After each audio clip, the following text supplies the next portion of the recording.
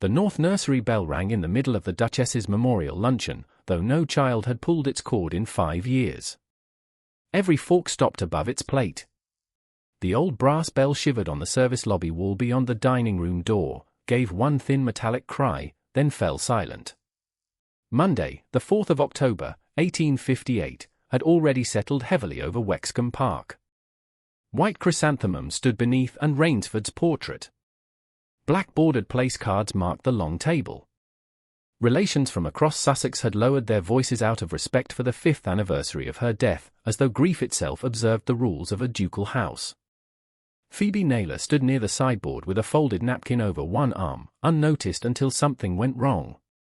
She saw Oliver Rainsford, Marquis of Casterton, go pale beside his twin. Matthew's spoon slipped from his hand and struck the china. "It's starting again," he whispered. Oliver caught his wrist. "Don't listen." Only minutes earlier, Oliver had watched Phoebe retrieve Matthew's fallen handkerchief and said, with the hard certainty of a lesson borrowed from an adult, "You needn't speak to us. A housemaid should remember her place." Phoebe had straightened without lowering her eyes. "A gentleman's courtesy doesn't grow smaller when he offers it to a servant, my lord." Oliver had flushed. Lady Sabina Hesketh, seated near the boys, had smiled as though he had defended the natural order of things. Now neither child looked proud. Matthew pushed back his chair. "It wants us upstairs." Nicholas Rainsford, 7th Duke of Wexcombe, rose from the head of the table. "No one moves." His voice was quiet, but the room obeyed. Oliver did not. He dragged Matthew toward the door, and the two boys fled into the upper passage before a footman could stop them. Nicholas followed at once.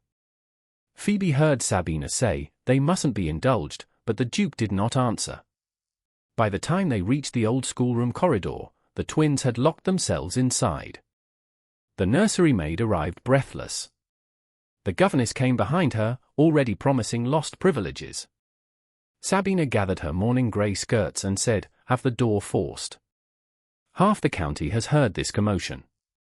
Nicholas turned toward the curious guests crowding the stair. Then half the county may return downstairs. No one moved quickly enough. He looked at the nearest footman. "Clear the corridor. No one comes back unless I send for them." The footman obeyed.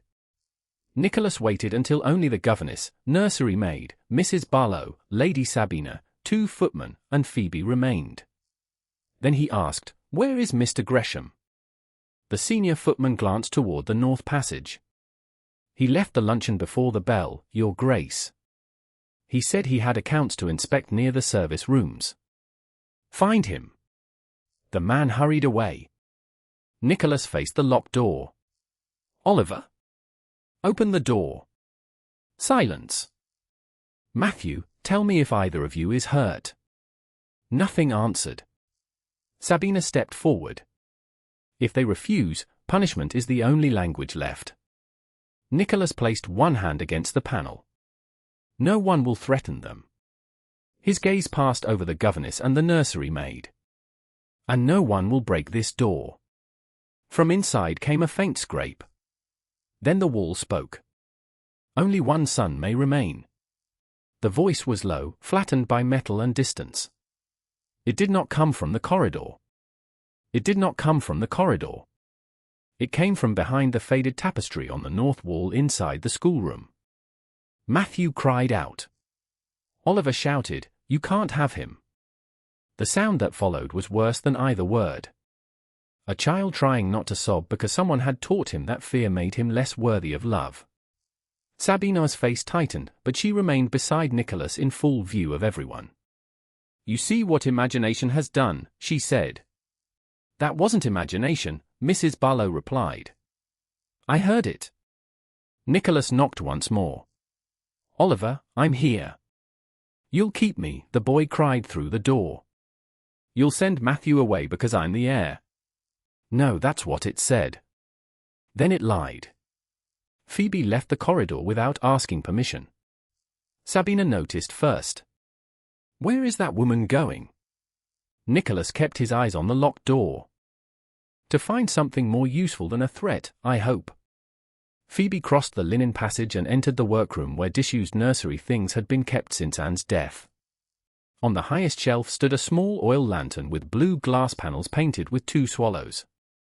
One pane was cracked from corner to corner. Dust dulled the brass, but the wick still turned. Phoebe carried it back, knelt beside the corridor table, and struck a match.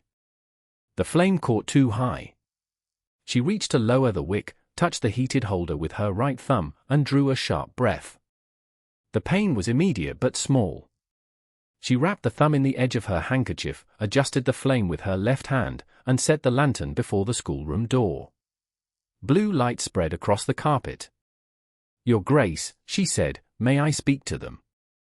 Sabina gave a quiet laugh. "She's an upper housemaid." Nicholas looked from Phoebe to the lantern. "Why would they answer you?" "Because I won't ask them to stop being frightened before I ask what frightened them." Something shifted in his expression. He stepped aside. "Try." Phoebe sat on the carpet rather than knocking. "I'm going to remain here," she said. "I won't come closer unless you ask me." A movement sounded within. Phoebe waited until even the governess stopped shifting. Then she sang half a line of the lullaby Anne had once used in the nursery. Phoebe stopped before the final phrase. For one breath, no one answered. Then Matthew's trembling voice completed the line. The key scraped in the lock. Oliver opened the door no wider than his hand. His face was white, but his chin remained lifted. Only her. Nicholas accepted the condition. Phoebe took the lantern and entered, leaving the door open behind her. The schoolroom smelled of wax, dust, and cold plaster. Matthew crouched beside the settle with both hands over his ears. Oliver stood before him as though 7-year-old shoulders might hold back the whole house. Phoebe set the lantern on the floor several feet away. "I heard the voice too," she said. Oliver's control cracked by a fraction. "Then we didn't imagine it." "No. But hearing something doesn't mean we know who made it." Matthew lowered one hand. "It said Father would keep Oliver." Nicholas remained at the threshold, close enough to hear. "Because he's the heir," Matthew continued. "Lady Sabina said useful sons stay where they belong."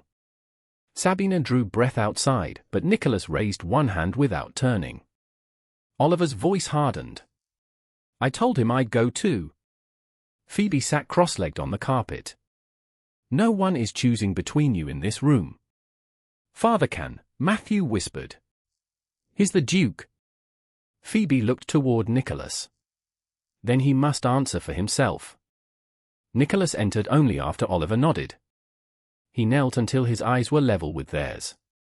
"Neither of you will be sent away," he said. "No school, no journey, no separation. Not while I'm alive to forbid it." Matthew searched his face. "Even if I'm weaker?" Nicholas's breath changed. "You are my son." That is the only answer required. Oliver's shoulders lowered. Matthew took one uncertain step toward Phoebe and placed his hand in hers. Oliver hesitated. Shame crossed his face as he remembered what he had said at luncheon. Phoebe did not rescue him from the choice. At last he came forward and took her other hand. When she rose between them, the lantern's blue light moved beneath the settle and struck a small brass ring half hidden in dust. Phoebe stopped. She released the boys gently, pulled a clean square of linen from the cabinet, and lifted the object without touching it directly. Narrow threading lined the inside. Along the darkened rim, faint stamped letters caught the light. Nicholas watched her wrap it. "What is it?" Phoebe glanced at the tapestry, then at the brass hidden inside the linen. "My father repaired church organs and speaking pipes. This resembles an outlet collar from a voice tube." Matthew pressed closer to her side. Then the wall really spoke. Phoebe met Nicholas's eyes. "No, my lord." The wall carried the sound. Someone living chose the words. A footman appeared at the corridor entrance, breathing hard from his search. "Your Grace, Mr. Gresham isn't in the account room, the service lobby, or the north offices? Nicholas looked toward the wall that had frightened his sons, then toward the empty passage beyond it. Find him. By 9 o'clock the next morning, Walter Gresham had returned to the rooms he claimed never to have left. He said a misfiled ledger had taken him from the account office to a lower record closet beyond the north service stair, where thick walls and a closed door had prevented him from hearing the bell or the commotion above. No servant remembered seeing him there. No servant could prove he had not been. The explanation waited with him in the Duke's library on Tuesday, the 5th of October, while the brass collar lay at the center of the table, still wrapped in the same square of linen Phoebe had used beneath the schoolroom settle. Mrs. Barlow stood at Phoebe's left. Nicholas sat opposite them. The library door remained open, so nothing said or transferred inside could later be called a private invention. Phoebe's right thumb had been dressed with a narrow strip of clean linen. The burn was slight, but the skin beneath it pulsed whenever she bent the joint. Lady Sabina Hesketh occupied the chair nearest the door, wearing mourning grey and the calm patience of a woman who expected every disorder to prove someone else's failure. Gresham stood beside the mantel with one hand resting upon his watch chain. "Tell me only what you know," Nicholas said to Phoebe. "Not what you suspect." Phoebe inclined her head. "My father repaired church organs, Your Grace. He also mended short speaking pipes in churches and large houses. I cleaned fittings for him when I was a girl. This resembles an outlet collar because of the threading and narrow lip. Can you say where the pipe leads? No, who used it? No, whether the fitting was removed recently. Not from the object alone." Gresham released a quiet breath, as though caution had returned her to the limits he preferred. "Then we have a servant's recollection, not proof of misconduct." Nicholas did not turn toward him. "You'll have your opportunity, Mr. Gresham." Phoebe continued. "The fitting is too narrow to carry useful heat. It might belong to a speaking pipe, a bell arrangement, or another small conduit. I would need the maker's mark, the wall, and any repair record before saying more." Gresham stepped nearer. The north nursery was altered in 1853. Several warming fittings and servant call lines were abandoned. One may have remained loose in the schoolroom. "Were you responsible for those alterations?" Nicholas asked. "I assisted the clerk of works and kept portions of the account." "And the old bell system?" "I supervised its removal from regular service." "Removal or disconnection?" Gresham paused. "Disconnection, I believe." Nicholas's gaze sharpened. "The bell rang yesterday. Old wires settle. Metal contracts. A neglected mechanism may move unexpectedly. At the precise moment my sons expected a voice. Children connect unrelated events." Phoebe looked at the linen bundle. "They said the bell had rung before." Sabina's fan opened with a small snap. "Children repeat patterns once adults suggest them." "No adult suggested that pattern to them in the corridor," Phoebe said. "They named it before anyone asked." Nicholas raised one hand before Sabina answered. Mrs. Barlow turned the linen without touching the metal. The housekeeper pinched two corners and rotated the parcel. Dust filled the stamped letters, but morning light caught the rim. Phoebe leaned nearer. "E. Vale and Son," she read. "Lewis." Gresham's thumb stopped against his watch chain. The movement lasted only a second. Phoebe noticed because everything else about him remained still. Nicholas noticed her noticing. He asked no question. Instead, he opened a leather dispatch case and lined it with the same linen. "Miss Naylor, lift it by the cloth." Phoebe transferred the collar without touching the brass. Mrs. Barlow watched from less than an arm's length away. Nicholas wrote the date, the place of discovery, the names of those present, and the wording stamped upon the rim. He placed the paper inside, closed the case, and pressed his private seal into red wax. "The family solicitor was sent for at first light," he said. "When he arrives from Lewis, this passes into his keeping." Gresham's mouth tightened. "Your Grace, such formality may give childish fear more importance than it deserves." Nicholas looked at him. A hidden voice told my sons that one of them could be discarded. The importance was given before any servant entered the room. Before luncheon, the family solicitor arrived by hired chaise, its wheels wet with Sussex mud. He examined the unbroken wax, recorded its condition, signed Nicholas's note, and placed the dispatch case inside his locked strong-box. Only after the transfer was complete did Nicholas give Gresham his orders. You will produce the principal nursery plans, every labour entry from 1853, every repair account connected with the north wing, and all records concerning the old servant call bells. Some of those papers may no longer exist. Then you will state when they were destroyed, by whose instruction, and who witnessed it. Of course, no wall, panel, nail, moulding, bell wire, cord, or furnishing is to be moved. No servant is to be questioned without Mrs. Barlow present. Gresham bowed. As your grace commands. As the evidence requires. Nicholas went upstairs afterward to speak with his sons. Oliver and Matthew sat together upon the old schoolroom settle, their knees touching. The blue swallow lantern had been extinguished after dawn and placed inside the nearby cabinet, its cracked pane turned inward. Mrs. Barlow sat near the open door. The governess occupied a chair by the window. Phoebe stood beside the cold hearth, far enough away that neither boy could mistake her silence for instruction. Nicholas took a plain chair opposite them. You aren't in trouble, he said. Oliver watched him carefully. Matthew twisted his sleeve. You may remember things differently. You may be uncertain. Neither of you will be punished for that. Speak only for yourself. Oliver glanced toward Phoebe. She offered no nod. At last he said, the bell has rung before. How many times? 3, Oliver said. Matthew shook his head. 4. The first time was after supper. And what happened after it rang? Nicholas asked. We went to the schoolroom, Matthew whispered. Because the voice always comes there. Always? Or in the passage if the schoolroom door is open, Oliver said. Never in our bedroom. How long has this been happening? Since the end of summer, Oliver said. 6 weeks, perhaps. Nicholas kept his voice level. What did the voice say? Oliver's fingers closed over his knee. 1 air is enough. Matthew added, the weaker boy goes first. Nicholas's jaw tightened. Anything else? A long silence followed. Matthew looked at the tapestry. A new mother will decide.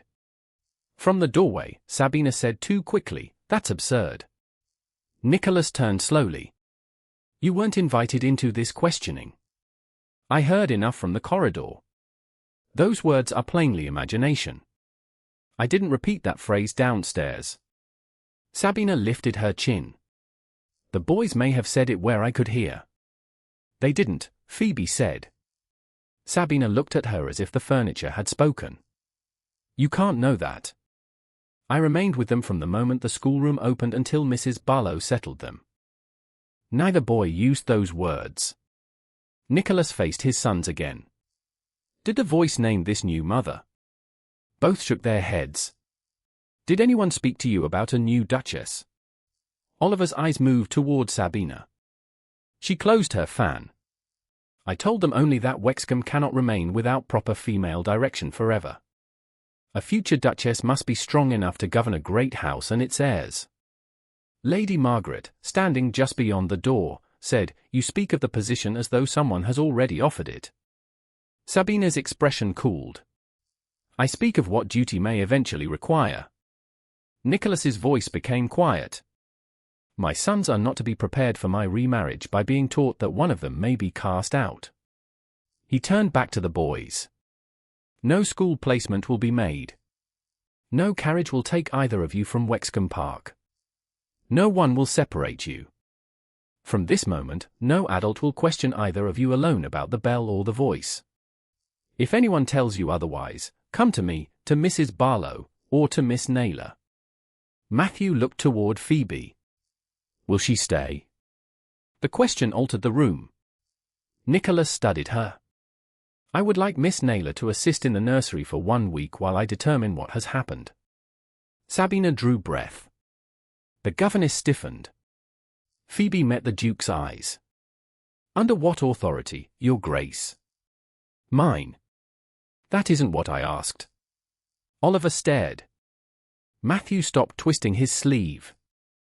If I'm to comfort them, observe them, and speak when their governess disagrees, then my duties must be named.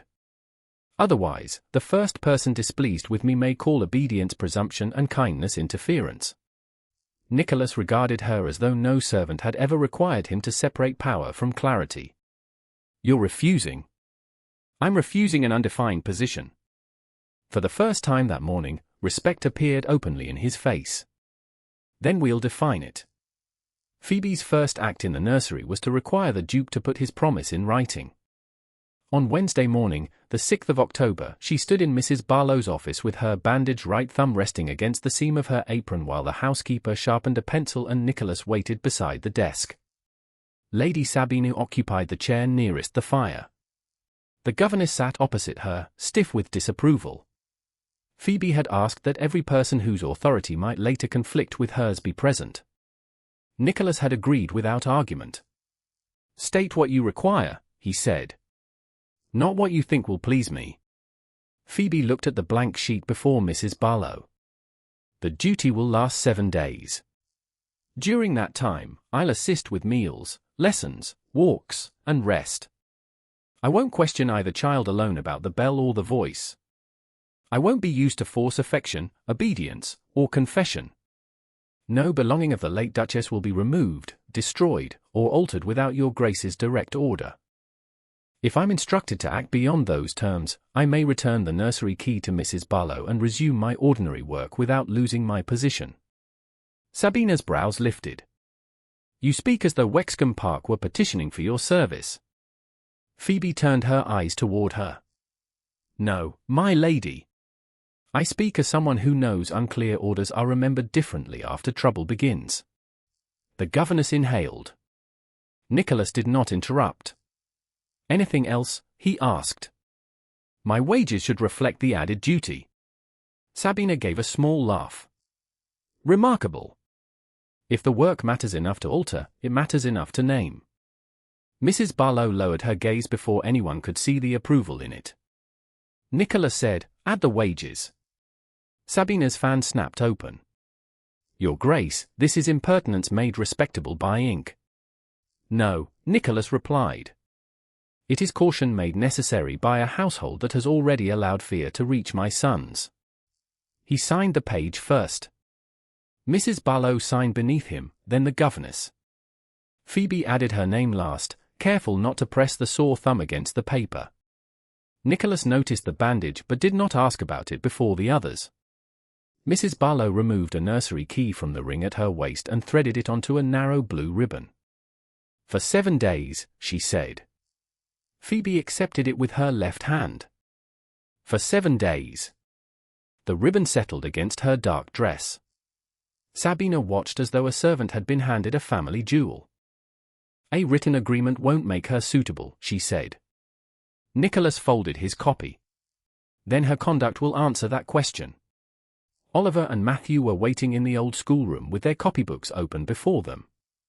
The blue swallow lantern stood unlit inside the nearby cabinet, where Mrs. Barlow had locked it after dawn. Oliver had completed one line and spoiled the next by pressing too hard. Matthew had hidden Oliver's slate beneath the settle, then denied knowing where it was. By the time Phoebe entered, both boys were speaking at once. The governess began to demand silence, but Phoebe raised one hand. One true sentence each, she said. About your own conduct. Oliver frowned. He took my slate. That's about Matthew. Oliver's mouth tightened. I shouted at him. Matthew stared at the floor. I hid it. Why? I thought he'd tell father I spoiled his page. Oliver looked toward the door, where Nicholas had entered without announcement. Matthew saw him and went pale. Nicholas crossed the room slowly. You'll return the slate and help restore what you damaged, he said. There will be no further punishment. Both boys looked surprised. Phoebe understood. Punishment was familiar. Proportion was not. When the copy work had been put right, Oliver remained beside the table instead of following Matthew to the shelf. He drew a breath. "Miss Naylor, I spoke wrongly to you on Monday." His voice was stiff with effort. Matthew joined him. "We're sorry." Relief appeared too quickly in both faces. Phoebe waited until they noticed she had not yet answered. "What will you do differently?" Oliver blinked. "We've apologized." "You have?" "An apology tells me you remember what happened. Changed conduct tells me you understood it." Matthew glanced toward the servants' passage. "We could address everyone properly." "Not only you," Oliver added. "All the servants." "That would be a beginning." Oliver looked toward the cabinet. "May we carry the lantern together?" Phoebe considered the request. "You may carry it to the north passage." "Carefully." Mrs. Barlow unlocked the cabinet and lifted the lantern out by its brass handle. Oliver took one side of the frame, Matthew the other. The cracked blue pane faced inward between them so neither hand pressed against it. Phoebe walked behind them, not touching the lantern unless they asked for help. Nicholas followed at a distance with the governess and Mrs. Barlow. The north passage had been little used since Anne's death. Dust softened the carpet edges, and the faded hunting tapestry covered most of the schoolroom wall. Phoebe checked both windows. Each was shut and latched. The grate was cold. No door stood open. Matthew set the lantern upon a narrow table. A paper marker protruding from one of the boys' reading books lifted from the nearby chair, trembled once, and settled. Oliver moved toward it. "Don't touch anything yet," Phoebe said. She crossed to the tapestry and held a fresh strip of paper near the carved rail beneath it. Nothing happened at the left edge. At the center, the strip quivered inward. At the right, it bent more sharply toward the wall. "There's air moving behind this," she said. The governess folded her arms. "Old houses breathe." "Through gaps, flues, and channels," Phoebe replied. "Not through solid walls." She shifted the paper lower. A faint vibration entered the room. It was almost too thin to hear, but Phoebe felt it through the edge of the paper. Metal answering air. Matthew moved closer to Oliver. "Is it the voice?" "No," Phoebe said. "It's only a sound in the wall. We don't know what causes it yet." Nicholas came beside her. "Can the panel be opened?" "Probably." "It shouldn't be opened now." "Why?" Sabina asked from the doorway. Phoebe had not heard her arrive. "Because if something has been hidden behind it, opening the wall without witnesses may damage the only proof of what it is." Sabina smiled faintly. "A convenient reason to preserve mystery. A necessary reason to preserve evidence." Nicholas looked at Mrs. Barlow. "Record the place." Phoebe took a sheet from the lesson table and drew the wall, the window, the tapestry edge, the carved rail, and the precise point where the paper bent most strongly. She wrote the date and time. Mrs. Barlow signed beneath her. The governess hesitated, then added her initials. Phoebe folded the sketch once and handed it to the housekeeper, who placed it inside her pocketbook.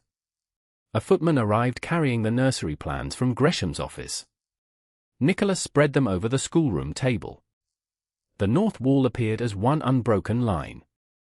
There was no speaking pipe, warming duct, servant call channel, bell linkage, or maintenance recess. A note in Gresham's hand had been pinned to the corner. It stated that no authorized conduit had ever existed in that wall.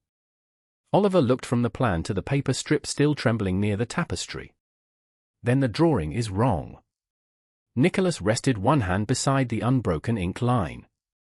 "Or someone changed the wall and made certain the drawing stayed innocent." Behind them, the unlit lantern's cracked blue pane caught a narrow thread of daylight while the paper strip bent once more toward the wall. On Friday morning, the 8th of October, the north passage yielded its first secret before breakfast. The estate carpenter had spent the previous day comparing moldings, measuring wall depth, and sounding the panels without removing a single nail. At 7:30, with Nicholas, Phoebe, Mrs. Barlow, the family solicitor, and Walter Gresham present, he pressed the carved rosette at the side of a shallow linen press.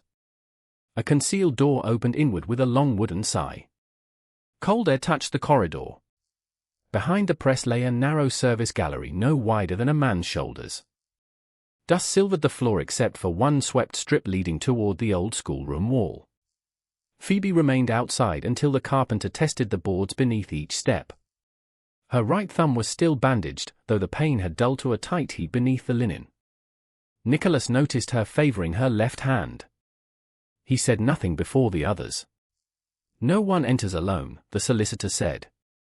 "Nothing is moved unless its position is first recorded."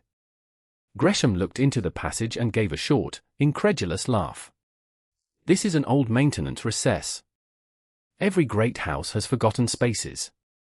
"You told us the plans proved there was no conduit," Nicholas said. "A recess isn't a conduit." "Then the plans are complete." "Not necessarily." Nicholas held his gaze. "Yesterday they proved nothing could be there. Today they are incomplete." Gresham's expression did not change. Old buildings rarely obey one drawing. The carpenter entered first with a shaded lantern. The solicitor followed, then Mrs. Barlow. Nicholas gestured for Phoebe to remain near the threshold until the floor was declared sound. Sabina had not been invited, and the twins were kept in the south nursery with the governess. The gallery turned sharply behind the schoolroom wall. There, the dust changed. A strip along the skirting had been brushed aside recently. Fresh grey plaster showed beneath older yellowed lime. One nail in the timber rail appeared newer than the others, though someone had blackened its head to imitate age. Mrs. Barlow bent without touching it. "Soot? Lampblack, perhaps," the carpenter said. "Used too heavily. Old iron darkens from within." This was painted. Gresham stepped nearer. "Workmen disguise repairs so they don't offend the eye. There is nothing sinister in that." Phoebe held her breath and listened. The gallery was quiet, yet the wall answered the carpenter's knuckle with a thin metallic note. Not hollow wood. Metal restrained behind plaster. "The paper moved on the other side at this point," she said. The solicitor marked the position in chalk on the floorboard, not on the wall. Nicholas looked toward Gresham. "Was this section altered in 1853? The nursery passage was repaired." "By whom?" "Several men. I couldn't name every labourer after 5 years. You were instructed to bring the labour book. It's being located." The carpenter lifted his lantern toward an upper beam. A dark line ran beside it, partly concealed by cobwebs. At first it resembled a crack. Then the light caught a narrow wire fixed with old ceramic guides. The carpenter followed it back toward the service lobby and forward toward the schoolroom wall. "A bell wire," he said. "Old mechanical call line." Phoebe looked at the joint nearest the hidden wall. The wire was grey with age except for one clean twist where metal had been handled. A faint sheen of grease marked the guide. "Was this still connected?" Nicholas asked. "It shouldn't have been," Gresham said. "The North Nursery bells were taken out of regular use after Her Grace died." "That wasn't my question." Gresham examined the wire without touching it. "A line can remain in place after disconnection." The carpenter pointed with the wooden end of his rule. "This joint has been tightened recently. See the brighter metal beneath the dust." Recently could mean months. "Or days," Phoebe said. Gresham turned toward her. "You appear determined to convert every speck of dust into an accusation." "I haven't accused anyone." "You needn't say the word when everyone understands the direction." Nicholas stepped between them without raising his voice. "Miss Naylor has described an observation. You supplied the accusation yourself." Gresham's mouth thinned. The carpenter traced the wire as far as the gallery allowed. It disappeared behind the schoolroom section, then continued toward the service lobby where the abandoned North Nursery bell hung. He did not pull it. The solicitor forbade any test until the entire route could be witnessed and recorded. The bell from Monday may be connected to this line, Phoebe said. Maybe, Nicholas repeated. Not is. Yes, Your Grace. He gave her the smallest nod. That distinction mattered to him now. The carpenter next inspected the carved rail corresponding to the paper marker's movement. A narrow strip of molding had been reset. Fresh wax or resin clung to one edge. To compare the nail positions, Phoebe climbed onto a low work step placed beside the schoolroom wall. She leaned closer, keeping her bandaged hand against her waist. The step shifted beneath her shoe. Nicholas moved at once, then stopped before taking hold of her. He extended his hand instead. May I? For a breath, the gallery seemed to narrow around the question. Phoebe placed her left hand in his.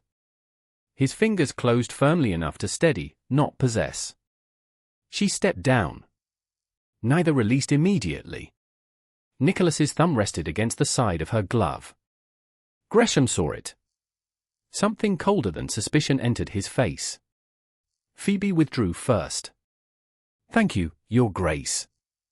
The step is unsound, Nicholas said, though his eyes remained on hers.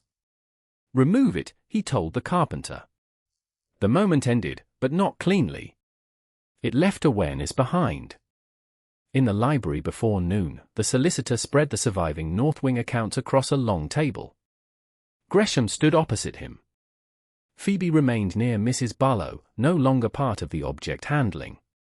Nicholas examined a repair sheet dated September 1853. The listed expenses included plaster, carpentry, servant call alterations, and a payment to M. Crowe and Company. The amount had been overwritten. A darker figure sat beneath the final total, visible where the newer ink had thinned. Who were M. Crowe and Company? Nicholas asked. Gresham glanced at the page. A Lewis subcontractor, I believe.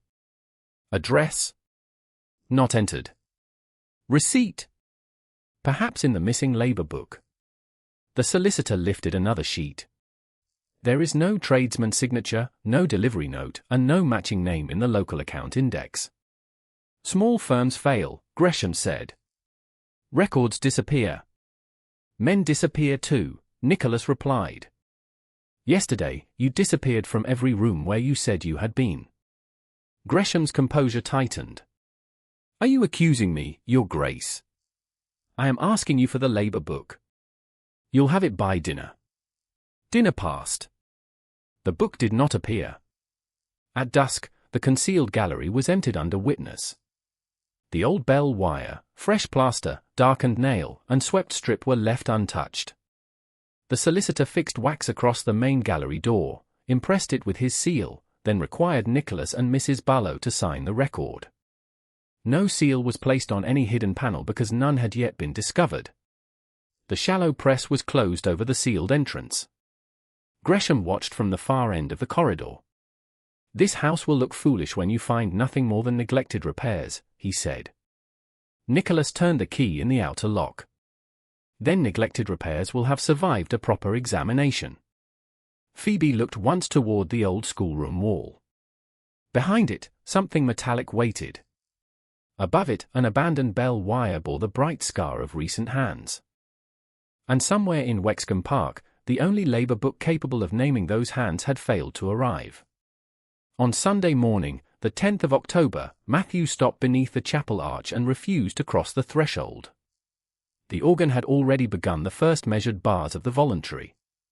Wexcombe relatives sat beneath carved memorial tablets, and the county families who had remained after the week's disturbances turned discreetly to observe the Duke's sons.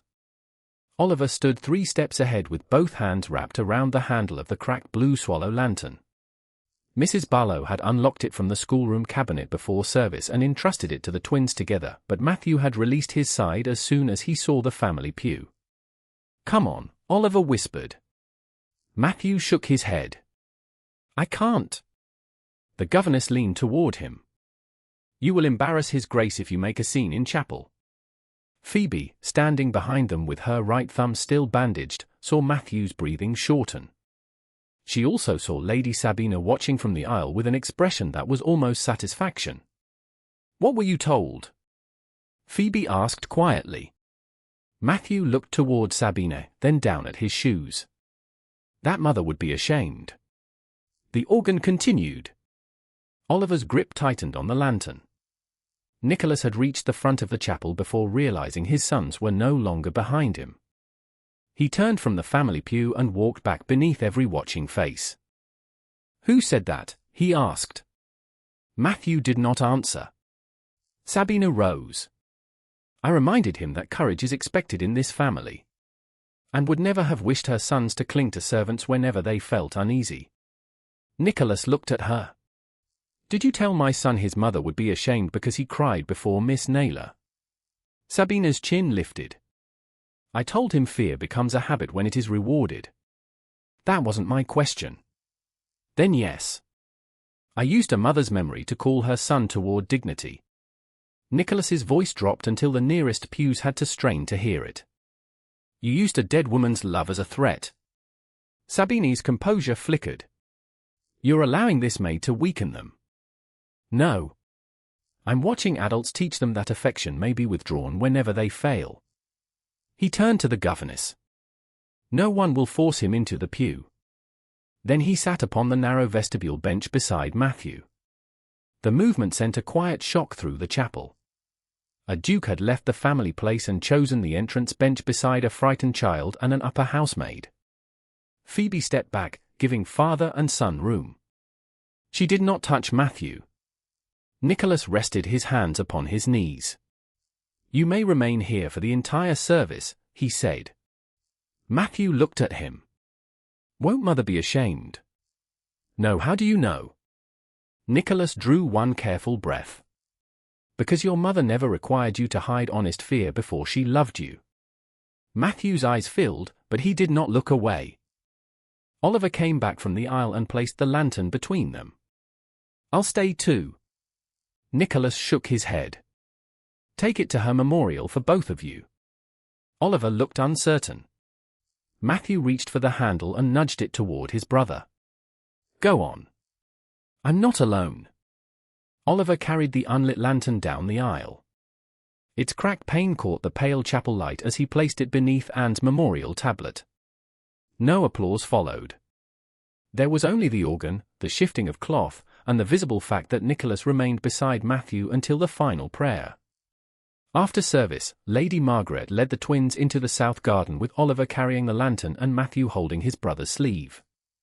Mrs. Barlow later returned the lantern to the schoolroom cabinet and locked it beneath her own key. Nicholas asked Phoebe to walk with him to the orangery. Lady Margaret followed at a proper distance and took a chair near the open doors, where she could see them without hearing every quiet word. The glass panes held the weak autumn sun, and damp earth scented the air beneath the orange trees. Nicholas stopped beside an empty stone bench. "Sabina used Anne's name because I left it unguarded," he said. Phoebe rested her bandaged hand against her skirt. "A memory isn't yours to guard alone. It should have been mine to defend." He looked toward the lawns beyond the glass. "And became ill while I was in London. The physician wrote that there was no immediate danger. I believed him because belief allowed me to remain where my affairs seemed important." His mouth tightened. "By the time I returned, she could barely speak. She died before morning." Phoebe said nothing. The silence required him to continue without being rescued. "Afterward, every room in Wexcombe seemed to accuse me. I thought order would be safer than tenderness. Governesses, schedules, tutors, rules. If everything was arranged correctly, perhaps the boys would never discover how little control I had when their mother needed me." Phoebe met his eyes. "Guilt may explain your distance. It can't raise your sons." The words landed without cruelty. Nicholas accepted them in the same way he had accepted her written terms. "No," he said. "It can't." His gaze dropped to the linen around her right thumb. "May I see the burn?"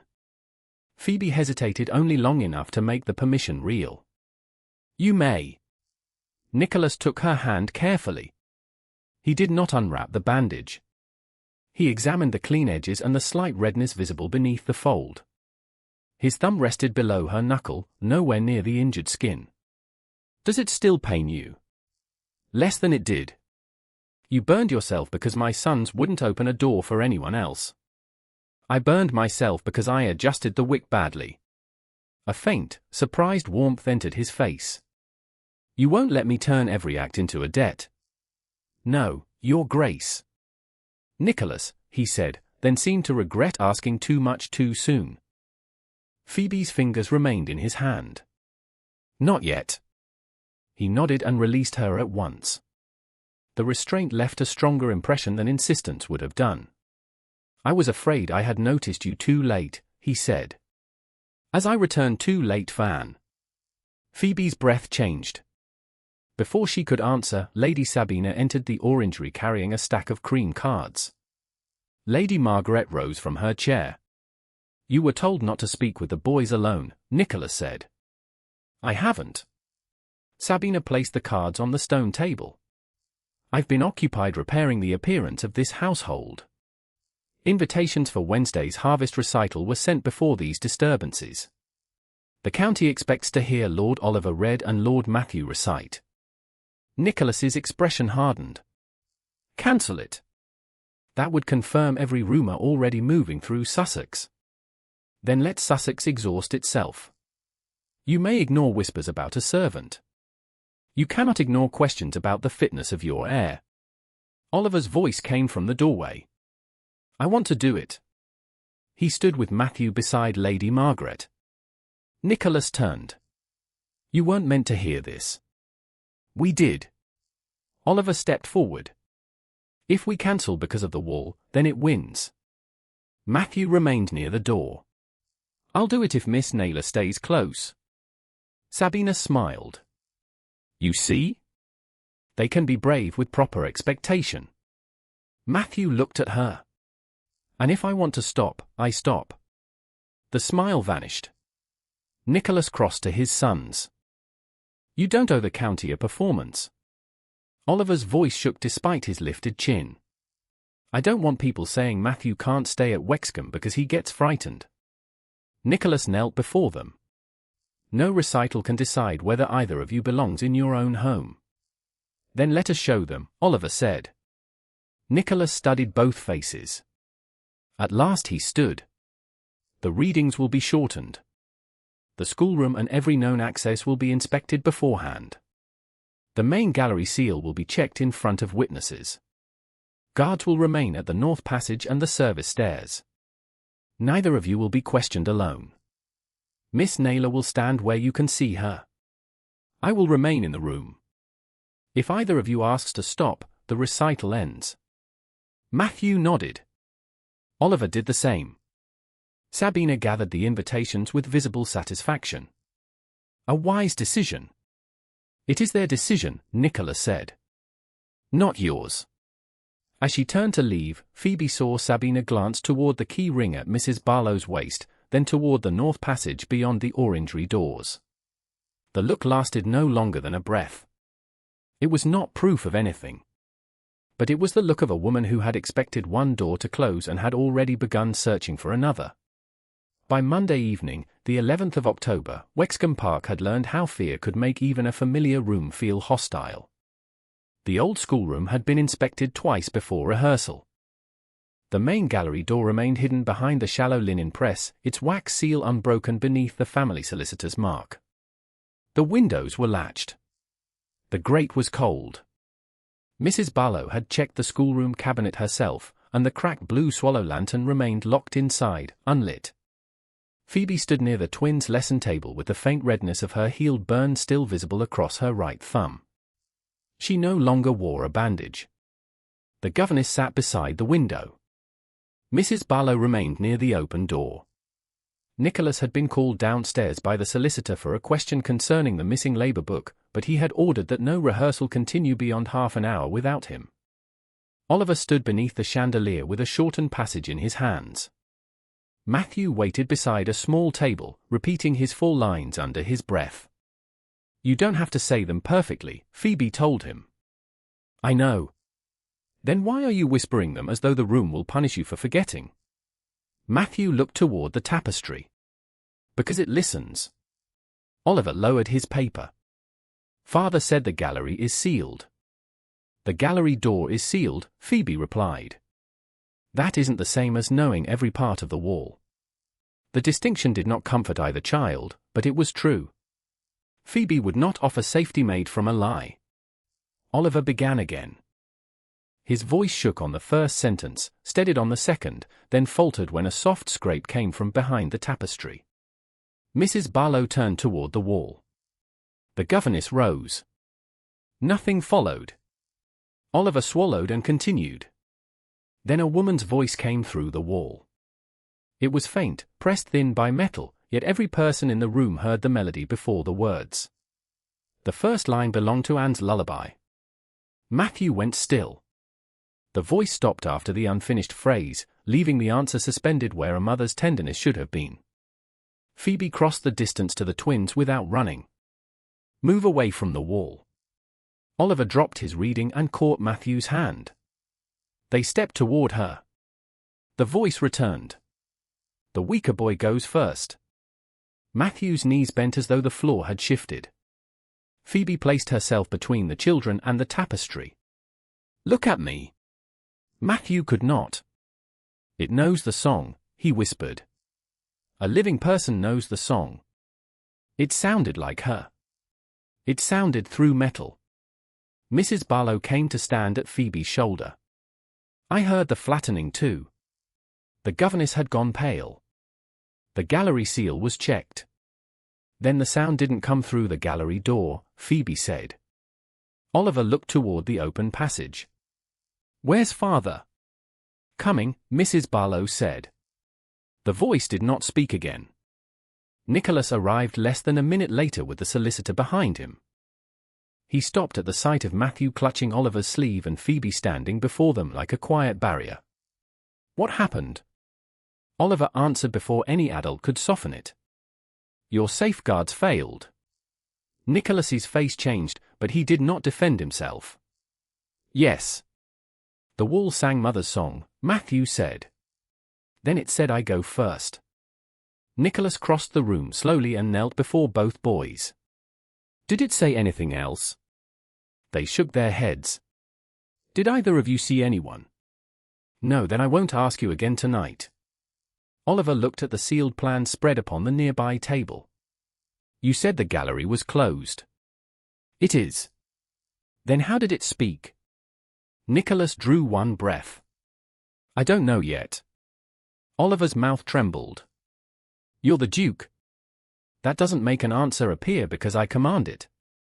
The honesty unsettled the room more deeply than authority would have done. Nicholas turned to Phoebe. Did the sound come from the same place? Near the same section, but higher. The voice was clearer than before. Was the gallery seal disturbed? The solicitor asked. Not that we know. Then we inspect it now, Nicholas said. Phoebe looked at Matthew. Not with the boys here. Nicholas nodded at once. He led his sons to the nursery bedroom himself. Oliver insisted upon carrying Matthew's abandoned reading paper, though he folded it so tightly that the page creased. Phoebe remained until both boys were settled. Matthew sat upon the edge of his bed and stared at the open door. Will you stay? He asked Nicholas. Yes.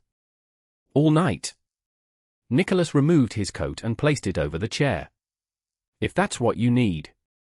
Oliver climbed beneath his coverlet without undressing fully.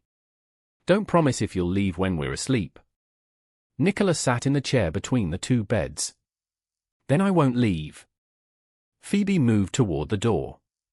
Matthew reached out, then stopped before touching her. May I hold your hand first? She offered her left hand. His fingers closed around it for several breaths. When he released her, she did not tell him he had been brave. He had been frightened and had still asked for what he needed. That was enough. At first light, the family solicitor examined the wax across the main gallery door. It remained intact. The shallow press had not moved. The outer lock showed no fresh damage. Nicholas ordered the carpenter to inspect the north service stair and every panel adjoining the gallery without breaking the seal. The discovery came behind a narrow linen cupboard farther down the passage. Its backboard carried 2 screws newer than the surrounding wood. When the carpenter removed them under witness, a maintenance panel no wider than a serving tray opened toward a cramped stair landing. Beyond it, a narrow cavity ran beside the speaking wall. A small warded lock had been fitted into the frame. Fresh filings shone around one edge. The carpenter examined Mrs. Barlow's current keys. None matched. An old nursery key might, he said. Mrs. Barlow returned to her office and checked the obsolete key inventory kept since Anne's death. One small warded key was missing. Gresham arrived as the carpenter was measuring the panel. Another recess, he said. How fortunate that every inspection discovers exactly what Miss Naylor expects. Phoebe looked at the fresh filings. I expected an explanation. This may be part of one.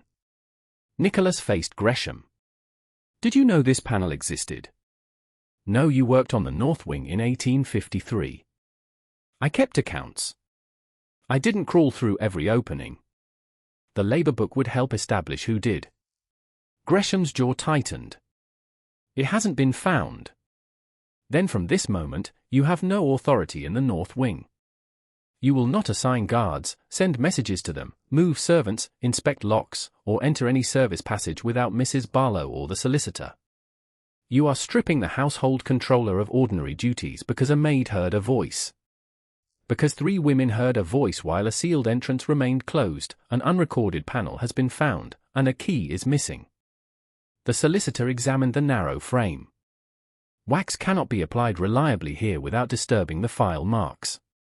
We need a small metal plate fixed across the opening before a proper seal can be made. How soon? Nicholas asked. Tomorrow, if the smith comes from Lewis. Until then, the carpenter tied a numbered silk thread across the panel and secured both ends beneath signed paper tabs. A senior footman was stationed outside. Mrs. Barlow wrote the guard rotation herself.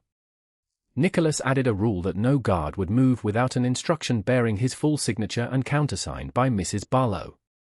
The main gallery seal remained untouched. The hidden panel, however, was protected only by thread, a lock whose matching key was missing, and the vigilance of 1 man at a time.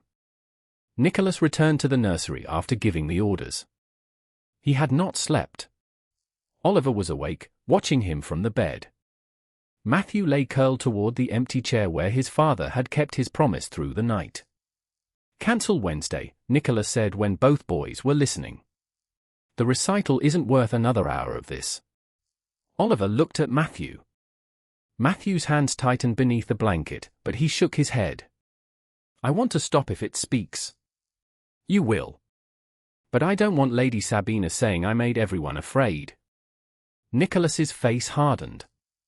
Her opinion doesn't decide your place here. Oliver sat up. Then let us decide. Nicholas looked from one son to the other.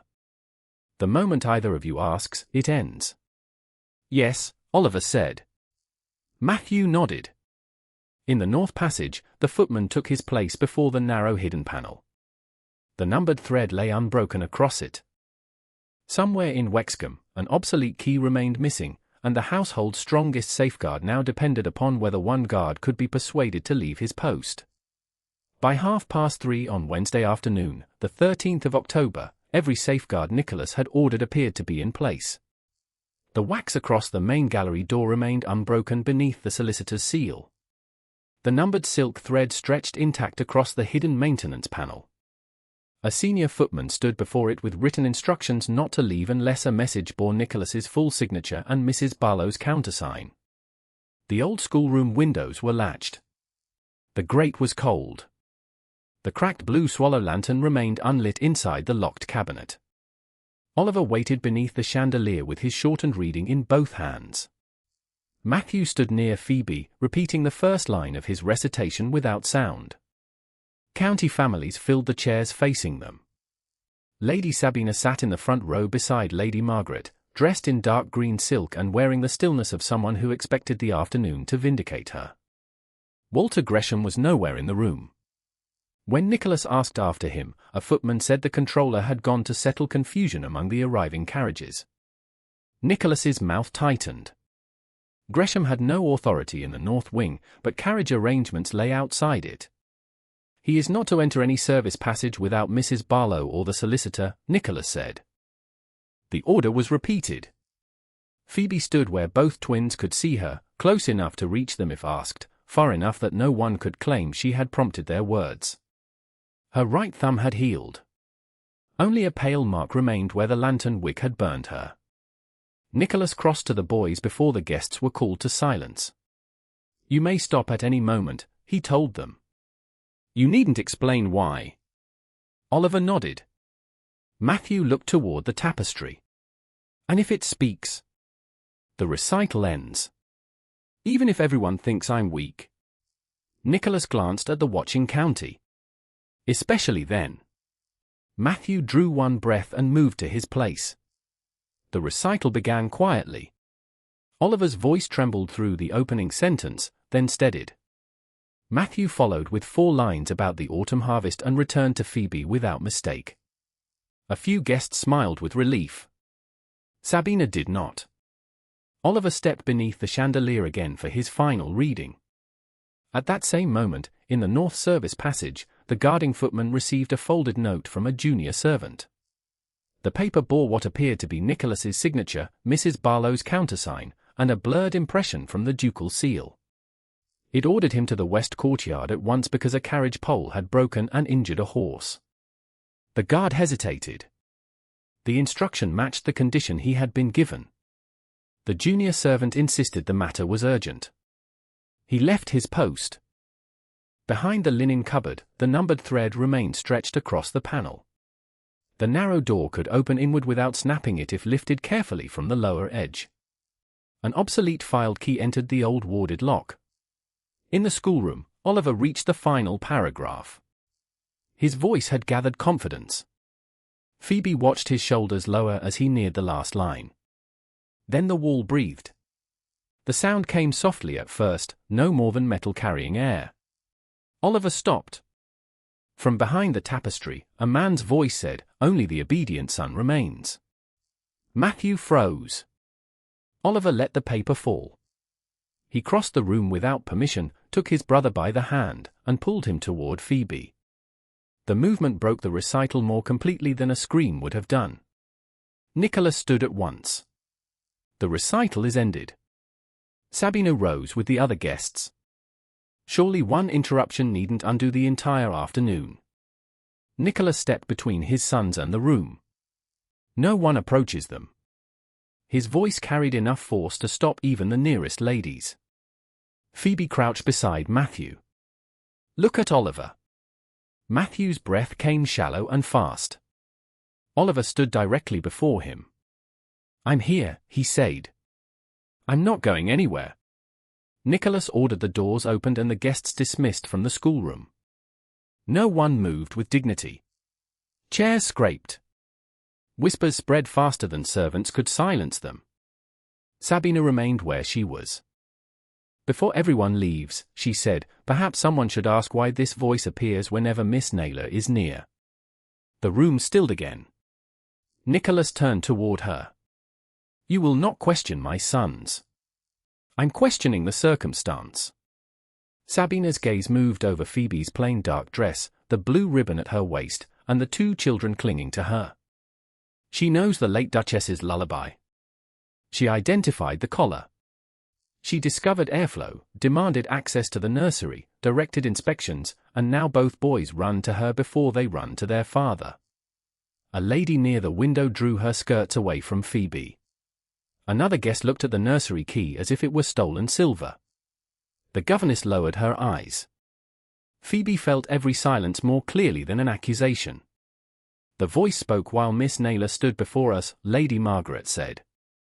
"That doesn't place her behind the wall." "No," Sabina replied. "But dependence can be arranged. Fear can be encouraged. A frightened child is loyal to whoever promises relief." Oliver faced her. "She didn't frighten us." "You're 7, Sabina said. You don't know how you've been influenced. I know Mr. Gresham wasn't here when it spoke. Every head turned toward the side doorway. Walter Gresham had appeared there without anyone seeing him enter. His gloves were dry. His boots bore no mud from the west courtyard. He was not breathing hard. The carriage matter was resolved, he said. Nicholas looked at him. Why did you return through the North Service passage? It was the nearest route. You were forbidden to enter it. I entered no sealed gallery. Oliver pointed toward him. And you weren't in this room. Nicholas's face hardened. Oliver, you will not accuse anyone without proof. The boy flinched as though struck by the correction. Phoebe saw the mistake before Nicholas did. He had defended evidence, but in the same breath he had silenced the child who had noticed what adults had missed. Sabina pressed her advantage. Your Grace, the county has witnessed enough. If Miss Naylor remains in the nursery, every future account from these children will be doubted. I have not accused Miss Naylor, Nicholas said. Then demonstrate your neutrality. The word entered the room wearing the shape of fairness. Phoebe understood what would follow before Nicholas spoke. His eyes found hers. Conflict moved across his face. He looked at his sons, at the guests, at Gresham, and finally at the blue ribbon at her waist. Until an independent examination is completed, he said, Miss Naylor will return to her ordinary duties. Matthew's fingers closed around Phoebe's sleeve. Oliver stared at his father. The county lady near the window gave a small breath of satisfaction. Phoebe stood. She did not plead. She did not force Nicholas to repeat the decision. She untied the blue ribbon, removed the nursery key, and crossed to Mrs. Barlow. The housekeeper accepted it with a face emptied of expression. The key returns to your custody, Phoebe said. As agreed. Sabina approached with softened eyes. Miss Naylor, I can provide a private reference. Another household may be kinder to a woman in your position. Phoebe turned toward her. Exile is not kindness because it arrives in a sealed envelope. A murmur passed through the remaining guests. I will stay at Wexcombe under Mrs. Barlow's authority, Phoebe continued. Not as nursery servant. As a witness. Nicholas stepped toward her and extended his hand. Phoebe looked at it, remembering the gallery step, his careful question, and the trust she had once chosen to place there. She did not take it. Please don't ask me to trust in private what you would not defend in public, Your Grace. Pain crossed his face. He lowered his hand. Matthew called her name, but Mrs. Barlow moved between the children and the watching room before Phoebe's dignity could be used as another spectacle. Phoebe walked out alone. After midnight, when the county carriages had gone and the north passage should have been empty, someone lifted the numbered thread without breaking it, opened the hidden panel with the missing key, and entered the cavity beside the schoolroom wall. Before dawn, 3 fresh pine boards had been nailed across the hollow section behind the tapestry. At 7 o'clock on Thursday morning, the 14th of October, Phoebe carried a stack of folded linen into the north passage and smelled fresh pine before she saw the wall. The old schoolroom door stood open under Mrs. Barlow's supervision. Behind the lifted tapestry, 3 pale boards had been nailed across the hollow section where the metallic vibration had been strongest. New sawdust lay along the skirting. The numbered silk thread still crossed the hidden maintenance panel, apparently unbroken, though one paper tab had been bent upward at the edge. The main gallery door remained sealed behind the shallow press. Phoebe stopped without touching either barrier. At her waist, there was no blue ribbon and no nursery key. Mrs. Barlow had returned the key to her own ring the previous evening. From the nursery beyond the passage came hurried footsteps, then Matthew's voice through the closed door. Miss Naylor. Phoebe's fingers tightened around the linen. Mrs. Barlow turned toward her. You may answer him. Not from the other side of an authority I no longer hold. Matthew called again, more quietly. Are you there? Phoebe closed her eyes for one breath. I am in the passage, my lord. The footsteps stopped. Will you come in? The question carried no accusation, only the faith of a frightened child who believed need could reopen any door. Phoebe looked at Mrs. Barlow's key ring. "I can't come in without permission. Father can give it." "Then he must give it where he took it away." Silence followed. Oliver murmured something Phoebe could not hear. Matthew's hand touched the door once, then withdrew. Phoebe placed the linen upon a side table with such care that no folded edge shifted. Love could make her remain. It could not restore authority by pretending public injury had never happened. Mrs. Barlow examined the boards from several feet away. "They weren't here when I locked the schoolroom after the guests left. Then whoever placed them entered after midnight. The thread is still whole." Phoebe studied the lower edge. "It could be lifted if the panel opens inward. The tab has been bent." Mrs. Barlow summoned the family solicitor, the estate carpenter, and 2 senior servants. No board was touched until the solicitor recorded its position. The carpenter identified the wood as fresh pine from the estate repair store. In the store, 2 full boards were missing from the shelving stack and a third had been cut from timber reserved for a pantry alteration. No work order had been written. Fresh sawdust remained beneath the bench. "This proves estate wood was used," the solicitor said. "Not who used it." "Not yet," Phoebe replied. The footman assigned to the hidden panel arrived pale beneath his livery. He had spent the night expecting dismissal. The solicitor placed him alone in Mrs. Barlow's office before taking his statement. Phoebe remained outside until he had finished. Only then did Mrs. Barlow tell her what he had said. A junior servant had brought a folded note just before Oliver reached the end of his recital reading. The note bore what appeared to be Nicholas's signature, Mrs. Barlow's countersign, and a blurred ducal seal. It ordered the guard to the west courtyard because a carriage pole had broken and a horse was injured. The guard had followed the instruction. In the courtyard he found no damaged carriage, no injured animal, and no order from Nicholas. He returned after the voice had stopped. A second footman was questioned separately. He remembered seeing Walter Gresham emerge from the North Service stair moments after the recital ended. Gresham carried gloves but wore no mud and showed none of the cold breath or haste expected from a man returning from the carriage yard. Did either footman hear the other's statement first? Phoebe asked. No, the solicitor said. They will remain apart until both have signed. Good. Fear makes memory uncertain enough without people lending each other words. The solicitor looked toward her. You understand the danger of contaminated statements. I understand servants are often believed only when they remember identically, then accused of rehearsing when they do. By 10 o'clock, the hidden panel had been photographed only in memory and measured in ink, as the age offered no machine to preserve its appearance. The carpenter fixed a narrow metal plate across the frame without disturbing the filed lock. The solicitor threaded waxed cord through the plate, impressed his seal upon both ends, and recorded that this was the first true seal placed upon the panel. Mrs. Barlow and 2 servants signed beneath him. The main gallery's older seal remained intact and was recorded separately. The distinction was written twice so no future account could claim both entrances had been sealed before the recital. In the servants' hall, breakfast conversation ceased when Phoebe entered. A younger maid who had once borrowed Phoebe's comb moved her cup aside and stared at the table. No one told Phoebe to leave. No one invited her to sit. Fear had made the room obedient to rumor. Phoebe took her place, ate half a slice of bread, and rose when the bell for upper house work sounded. She completed the linen count, inspected 2 guest rooms, and corrected a tally in the household book. Dignity did not require grand gestures. Sometimes it required finishing ordinary work while everyone watched for collapse.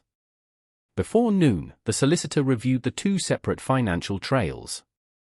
The false M. Crowe and Company invoice belonged to the unauthorized North Wing work of September 1853.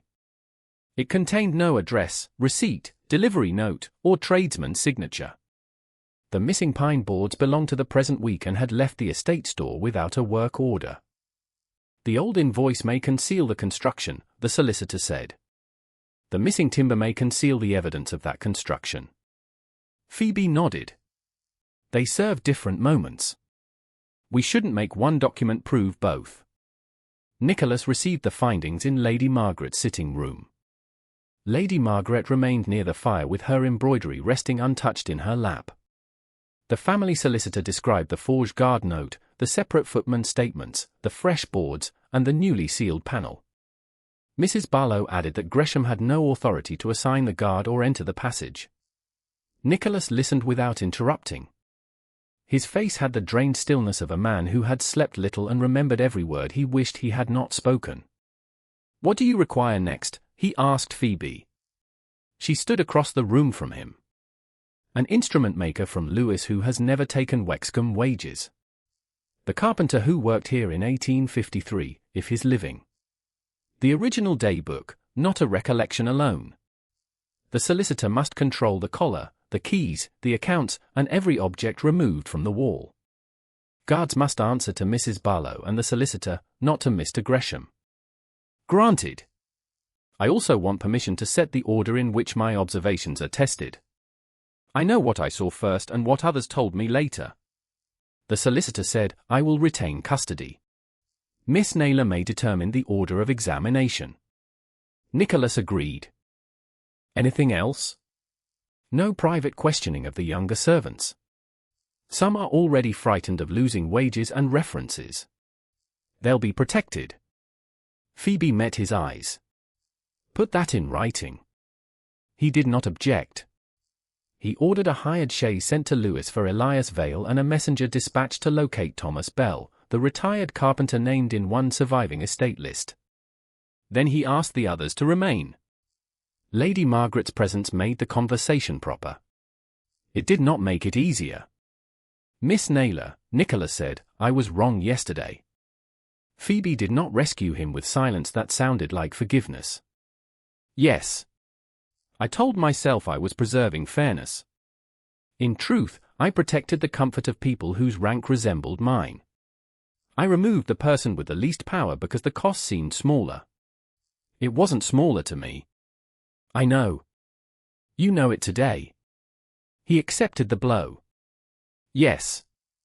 He took one step toward her, then stopped before his hand could rise. The restraint was visible. "I would restore you to the nursery immediately." No, pain crossed his face. "You no longer wish to care for them." "That isn't what I said. You removed me before witnesses. If you restore me in private, my position still depends upon your favor instead of the truth. Then I will correct it publicly. Before you know whether I'll stay. Your name isn't payment for your presence." Phoebe held his gaze. For the first time since the recital, something inside her loosened, though it did not heal. "Then begin there." A messenger returned near dusk with a reply written in a shaking hand by Thomas Bell. The retired carpenter agreed to come to Wexcombe with the Lewes instrument maker. Beneath his signature, he had added 2 lines. Mr. Walter Gresham ordered a voice pipe no principal household plan was meant to show. At his insistence, the old North Nursery bell wire was left connected beside it. The hired chaise from Lewes reached Wexcombe Park shortly before noon on Sunday, the 17th of October, its wheels dark with road mud and its horses steaming in the sharp autumn air. Mr. Elias Vale descended first, a narrow, grey-eyed instrument maker whose grandfather's name was stamped upon the brass collar sealed in the family solicitor's strongbox. Thomas Bell followed more slowly, carrying a leather-bound daybook beneath one arm. Age had bent his shoulders, but not his attention. He looked once toward the north wing and said, "I hoped I'd never see that passage again." Nicholas met both men at the side entrance. Lady Margaret stood nearby. Mrs. Barlow waited with Phoebe and the solicitor. Walter Gresham had been ordered to remain in the West Library under watch until summoned.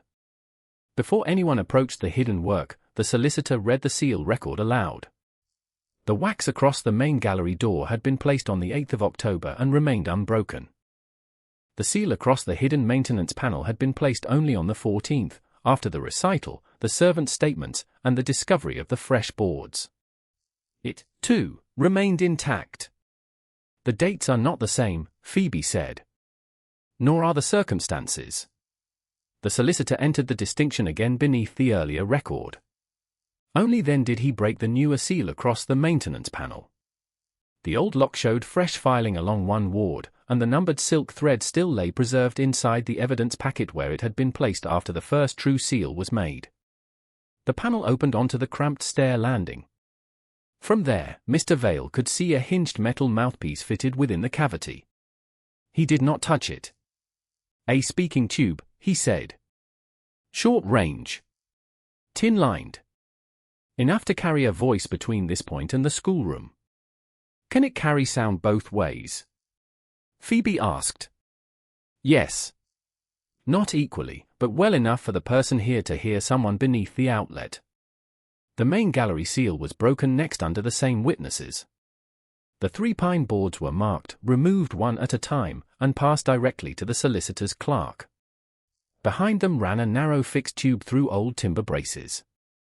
The section nearest the old schoolroom had been wiped clean. The rest held 5 years of dust. Above it, the old bell wire passed through ceramic guides toward the service lobby. One joint showed brighter metal where it had been tightened. Mr. Vale examined the mouthpiece, the wire, and the schoolroom outlet without removing anything. Then he asked Lady Margaret to enter the gallery with the solicitor while the others remained in the schoolroom. Phoebe stood beside Mrs. Barlow. Nicholas remained near the twins, who had been brought only after the walls were opened and told they would not hear any threat or lullaby. Oliver stood rigidly beside Matthew. The blue swallow lantern remained locked in the cabinet and was not used. From the gallery, Lady Margaret drew the old wire under the carpenter's instruction. In the service lobby beyond the dining room, the north nursery bell rang with the same thin metallic note that had shattered the memorial luncheon. Matthew's face drained of color. Nicholas placed one hand on the back of the chair between the boys but did not touch either child without invitation. "That's the bell," Oliver whispered. "Yes," Phoebe said. "A person pulled it." The answer did not erase the fear, but it gave the fear a human shape. Lady Margaret then spoke into the mouthpiece. "The east orchard is being pruned." Her words emerged from behind the schoolroom tapestry, flattened by metal but clear enough to understand. Matthew gripped Oliver's sleeve. Oliver looked toward the chandelier. "Could she hear us too?" Mr. Vale returned from the gallery. "Speak one line at an ordinary volume, my lord." Oliver swallowed and read the first sentence from the shortened harvest passage. Mr. Vale went back to the mouthpiece, listened, and repeated the line exactly. "The tube carries sound both ways," he said when he re-entered. "A person at the hidden panel can hear when someone beneath that chandelier reaches a chosen word or pause." Nicholas looked toward the place where Gresham had not been standing during the recital. The mechanism now explained timing. It did not yet prove identity. Phoebe saw the distinction settle across his face. The family solicitor brought out the locked strongbox. He showed the unbroken seal on the packet containing the brass collar. Mrs. Barlow confirmed the transfer from Phoebe to Nicholas and from Nicholas to the solicitor. Phoebe stated where she had found it and that she had not touched the metal directly. Only then was the packet opened. Mr. Vale read the stamp. E. Vale and Son, Lewis. My grandfather's mark. He fitted the collar to the outlet behind the schoolroom rail. The threads caught cleanly. The worn edge aligned with an old abrasion on the wall fitting. This belongs here. He removed it at once, returned it to the same linen, and handed it back for resealing. Thomas Bell had watched in silence. Now he opened his daybook to a page dated the 22nd of September, 1853. Mr. Gresham gave the instruction, he said. No written order from His Grace was shown to me. He read the entry aloud. A narrow voice conduit was to be installed behind the schoolroom rail. The old North Nursery bell wire was to remain connected beside it. Neither was to appear on the principal household plan. If questioned, the work was to be described as a servant call improvement. Nicholas's expression hardened. Why did you obey? Bell's fingers tightened on the page. I was a working man with 4 children and winter coming. Mr. Gresham held the purse and the references. I told myself hidden work wasn't my sin if I only fitted the wood. He looked at Phoebe rather than Nicholas. That was cowardice, not innocence, Phoebe answered quietly. Writing it down kept one part of the truth alive. Belle nodded. The solicitor accepted the original daybook, issued a signed receipt, and placed it under seal. Gresham was brought in only after every object had been returned to custody. He listened while Mr. Vale explained the tube and bell wire. He saw the collar resealed. He saw Belle's daybook in the solicitor's hands. An unauthorized installation proves bad record keeping, he said. Not who used it last week. No one has said otherwise, Phoebe replied. But it proves the bell and voice came from the same hidden system you ordered. Gresham turned toward Nicholas. The old man's memory is convenient. Bell lifted his chin. That is why I brought ink. Gresham gave no answer for the missing labor book, the false invoice, the bright bell wire joint, or his absence during the recital. Nicholas dismissed him back to the West Library under watch. After the examination, he brought the twins into the nursery sitting room. Phoebe remained near the open door with Lady Margaret. Your mother did not speak through the wall, Nicholas told them. Living people used the bell, the tube, and a song they knew. Matthew stared at the carpet. Then someone waited for us to be afraid. Yes. Why didn't you hear it sooner? Nicholas could have blamed the hidden passage or Gresham's authority. He did not. Because I didn't listen closely enough when you first tried to tell me. Oliver looked at him for a long moment. Will you listen now? Even when I dislike what I hear. That evening, in the orangery, Lady Margaret sat within sight near the open doors. Nicholas stood beside Phoebe under the fading glass light. They may never trust me as they did before, he said. Perhaps they shouldn't. He absorbed the answer. What replaces it? Something true. They can learn that you may fail and still tell them the truth. And you? Phoebe looked at the man who had publicly removed her, then stopped himself from taking comfort he had not earned. My trust hasn't returned. I know. She extended her hand. Nicholas did not take it immediately. He met her eyes first. Phoebe kept her hand where it was. Only then did his fingers close around hers. They stood joined through a silence long enough to become a choice. His thumb moved once across her knuckles. Trust may return in another shape, she said. If you don't demand the old one. I won't. Before she could answer, a young under-housemaid appeared at the orangery door with Mrs. Barlow behind her. The girl's face was pale, and both hands twisted her apron. She whispered, looking toward the housekeeper. I saw Lady Sabina use the hidden stair. Mr. Gresham filed the key for her. Alice Mercer gave her statement on Monday morning, the 18th of October, in Mrs. Barlow's office with the family solicitor seated beside the window and Nicholas standing near the open door. Phoebe remained at the far end of the room so no one could claim the girl had borrowed her words. Alice was 17, small for her age, and so frightened that Mrs. Barlow quietly took both her hands and placed them flat upon the table before the questions began. You're not here to satisfy anyone, the housekeeper said. Tell only what you saw. Alice swallowed. Lady Sabina knew the old nursery passages because she stayed here when the late Duchess was ill. I saw her at the hidden stair twice after Michaelmas. Mr. Gresham was with her the first time.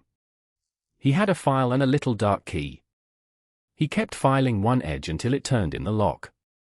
The solicitor's pen moved steadily. Did you hear them speak? Only a little. Lady Sabina said the boys had to learn what happened when they disappointed the house.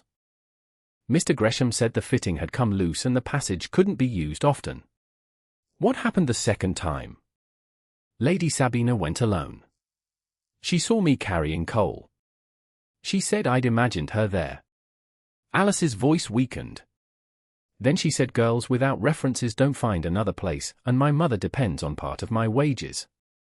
Nicholas's face hardened. You'll lose neither wages nor reference for telling the truth. Alice looked toward him. Thank you, Your Grace.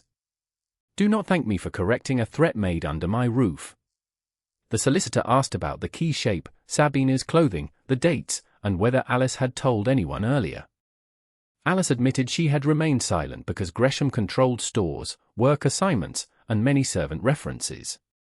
When the statement was complete, she signed it with a shaking hand. The solicitor sanded the ink, folded the pages, and sealed them. Nicholas then sent for Oliver and Matthew. He told them only what they needed to know. A servant saw Lady Sabina use the hidden stair, he said. She has given a statement. You aren't to question her, and you aren't to speak with Lady Sabina alone. Oliver looked at Phoebe, who stood beyond the open door without the nursery key. Was it Alice? Nicholas did not confirm the name. The witness's safety matters more than your curiosity. Matthew nodded slowly. So someone saw her? Yes. Nicholas ordered Lady Sabina to surrender every old nursery key in her possession. She arrived in Lady Margaret's sitting room with Earl Darnwick's family solicitor not yet present and protested that the demand insulted House Hesketh. Lady Margaret remained beside the fire. Mrs. Barlow stood near the door. The family solicitor explained that no private search would occur. Sabina could open each case herself. I have no key, she said. Then the search will clear you of that part, Nicholas replied. Sabina unlocked her writing desk with a modern brass key. The drawers held correspondence, sealing wax, a miniature of Anne, and a pair of pale gloves in a narrow Morocco case. When Mrs. Barlow asked her to open it, Sabina hesitated. Must every personal object be paraded before servants?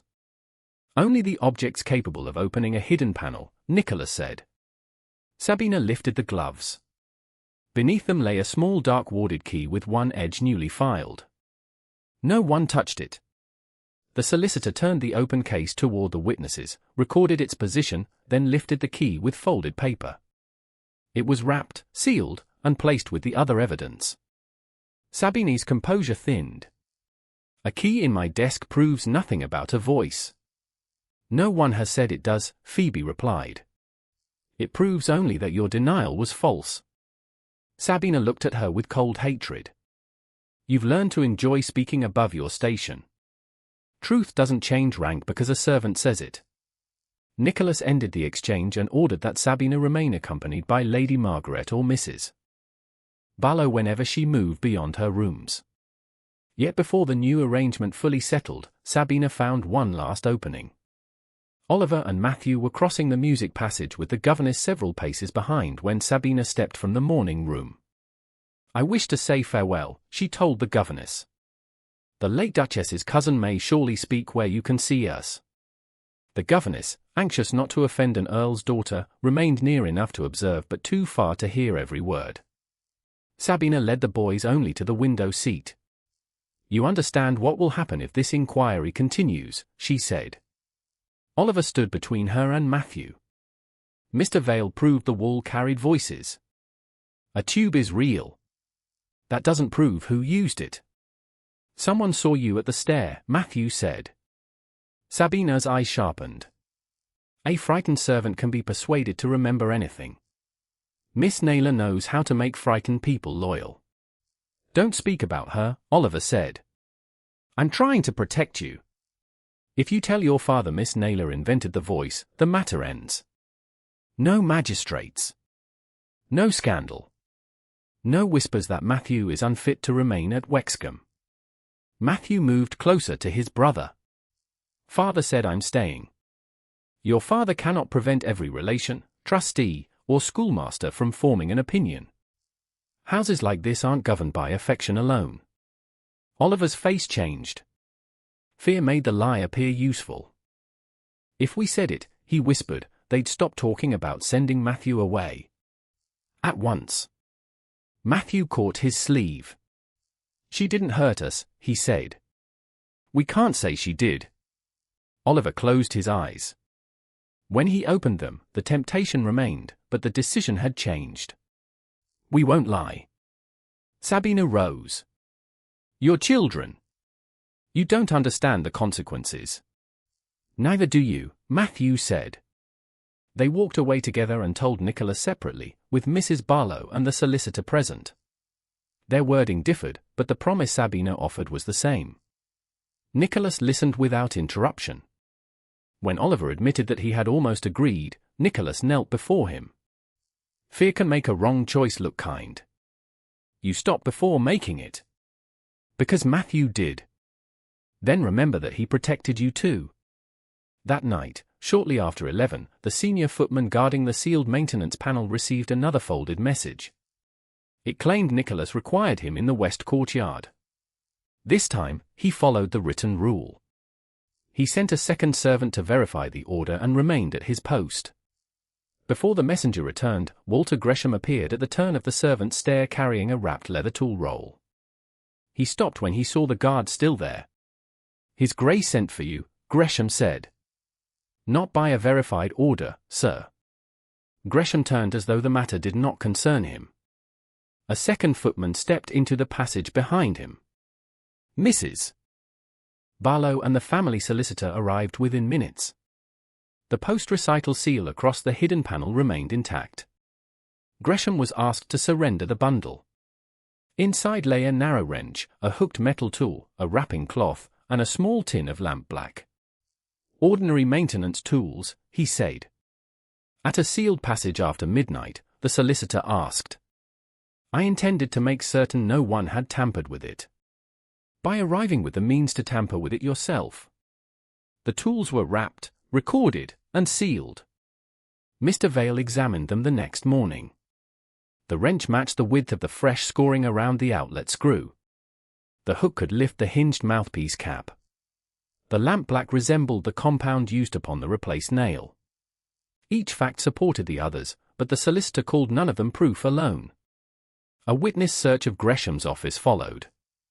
In the locked lower drawer of his desk, they found a duplicate M. Crowe & Company invoice, the altered 1853 total, and a memorandum in Gresham's hand calculating how much could be removed from repair funds without changing the estate's final account. A separate current store record showed the pine boards taken after the recital without any work order. Old fraud and recent concealment now stood beside each other without being confused. Before noon, Oliver and Matthew asked to speak in the servants' hall. Oliver said, "I spoke as though servants mattered less because I heard adults do it. I was wrong." Matthew added, "We were scared, but we won't blame someone who didn't frighten us." Phoebe stood beside Mrs. Barlow. "Then show it after today," she said. Oliver nodded. "We will." Nicholas watched from the far end of the hall. That afternoon, he sent formal notes to every county guest who had attended the recital, requesting their presence at Wexcombe Park on Thursday morning. The message did not promise entertainment or reassurance. It stated only that Miss Phoebe Naylor would stand in the place where Lord Oliver had been interrupted, and the truth would be heard before Rank was allowed to answer. On Wednesday morning, the 20th of October, the old schoolroom was prepared not for another recital, but for the truth to be heard in the order it had been found. The lifted tapestry revealed the covered outlet and the repaired section of wall. The cracked blue swallow lantern remained unlit inside the locked cabinet. The main gallery door still bore the solicitor's renewed seal, while the hidden maintenance panel remained separately sealed from the 14th of October. No object was moved. No witness was rehearsed. Phoebe stood at the centre table with Nicholas, Lady Margaret, Mrs. Barlow, the family solicitor, Mr. Vale, and Thomas Bell. Walter Gresham remained confined to the West Library under watch. Lady Sabina was restricted to her rooms unless accompanied by Lady Margaret or Mrs. Barlow. The solicitor placed a single sheet before them. "Tomorrow's order must be brief enough that no one mistakes repetition for proof," he said. Phoebe looked over the list. "I'll speak only to what I personally observed. The bell, the first voice, the collar, the airflow, Mr. Gresham's absence, the recital voice, and the fresh boards. Mr. Vale will demonstrate the bell wire and speaking tube," the solicitor continued. "Mr. Bell's certified entry will establish the original order. Alice Mercer and the two footmen will speak to access and timing. The filed key, the tools, and the accounts will be shown afterward." Nicholas rested one hand upon the back of a chair. "And the twins?" "They should not be in the room during the demonstration," Phoebe said. They don't need to hear the bell or wall voice again to satisfy the county. Lady Margaret nodded. I will speak the demonstration sentence. Nothing connected with Anne, Phoebe said. No lullaby. No threat. Nothing the boys heard before. What sentence? Mr. Vale asked. Something ordinary. Lady Margaret considered. The east orchard is being pruned. Phoebe inclined her head. That will do. The solicitor wrote it down. No confession will be treated as the foundation, Phoebe added. The evidence must stand even if Lady Sabina and Mr. Gresham deny everything. Agreed, Nicholas said. And every object returns to the seal after it is shown. Yes. The family solicitor looked toward Phoebe. You will speak first. Not His Grace, not the Earl, and not the magistrate. The magistrate is only to witness, Nicholas said. No trial will occur in this house. Then the matter is properly arranged, Phoebe replied. The planning required less than half an hour. Mrs. Barlow left to prepare the senior servants. Mr. Vale and Thomas Bell went with the solicitor to verify the sealed evidence packets. Lady Margaret remained. Nicholas had asked her to do so. Phoebe understood why. Anything personal said before the public correction had to occur under the same protection Nicholas now claimed to value. He waited until the door closed behind the others. Whatever happens tomorrow, he said, your name will be corrected. Phoebe stood beside the center table. Even if the demonstration fails? Yes. Even if Mr. Gresham denies his own handwriting? Yes. Even if Lady Sabina's father threatens every connection House Rainsford possesses? Nicholas's face did not change. Yes. Even if I leave Wexcombe before the room is empty? A pause followed. Not uncertainty. Pain. Yes. Phoebe looked at him carefully. Why? Because justice cannot become a bargain for your presence. The answer reached her more deeply than apology had. She did not show him how much. Then write it. Nicholas had expected the request. He crossed to the writing desk and drew out a prepared document. I asked the solicitor to draft this before breakfast. Phoebe read each line. The document stated that her public restoration would not depend upon continued service at Wexcombe Park. Her full wages and reference would be preserved. No servant who had assisted her or testified truthfully would be punished. Any future courtship, proposal, or private understanding would remain separate from compensation, service, and reputation. Phoebe looked up. You included courtship. Nicholas held her gaze. Because I intend to ask for it only after tomorrow. And because you must be able to refuse without losing anything already owed to you. Lady Margaret crossed to the desk. The family solicitor was called back in. Nicholas signed first. Lady Margaret and the solicitor witnessed. 2 copies were made and marked. One entered the solicitor's file. The other was placed in Phoebe's hands. She folded it once and slipped it into the inner pocket of her dress. Nicholas watched the movement as though it mattered that the proof belonged to her, not merely to his records. You remembered, she said. That unclear power is remembered differently after trouble begins. Yes. I intend to remember every lesson you force me to learn. Not forced. No, he said. You were never able to force me to become better. You only refused to make my failures comfortable. By late afternoon, the weak autumn light had turned the orangery glass pale gold. Lady Margaret sat near the open doors with correspondence on her lap. Phoebe stood beside a stone table covered with unopened seed catalogues. Nicholas remained several feet away. He had learned that nearness was not his to assume. I want you to stay after tomorrow, he said. At Wexcombe. Near it, if not in it. For Oliver and Matthew. Nicholas did not answer quickly.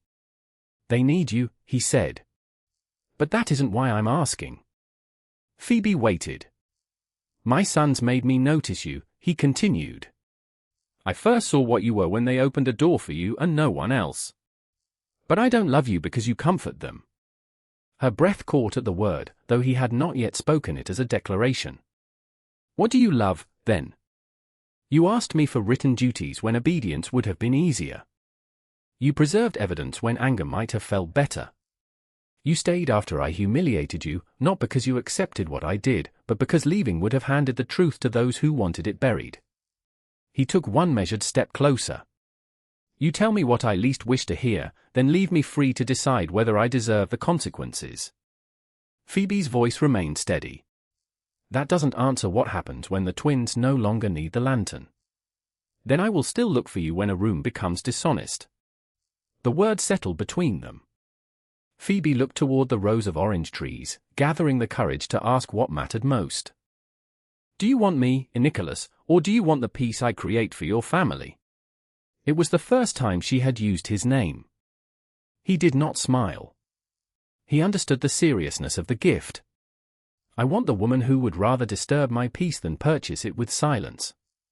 And if I leave, I will let you.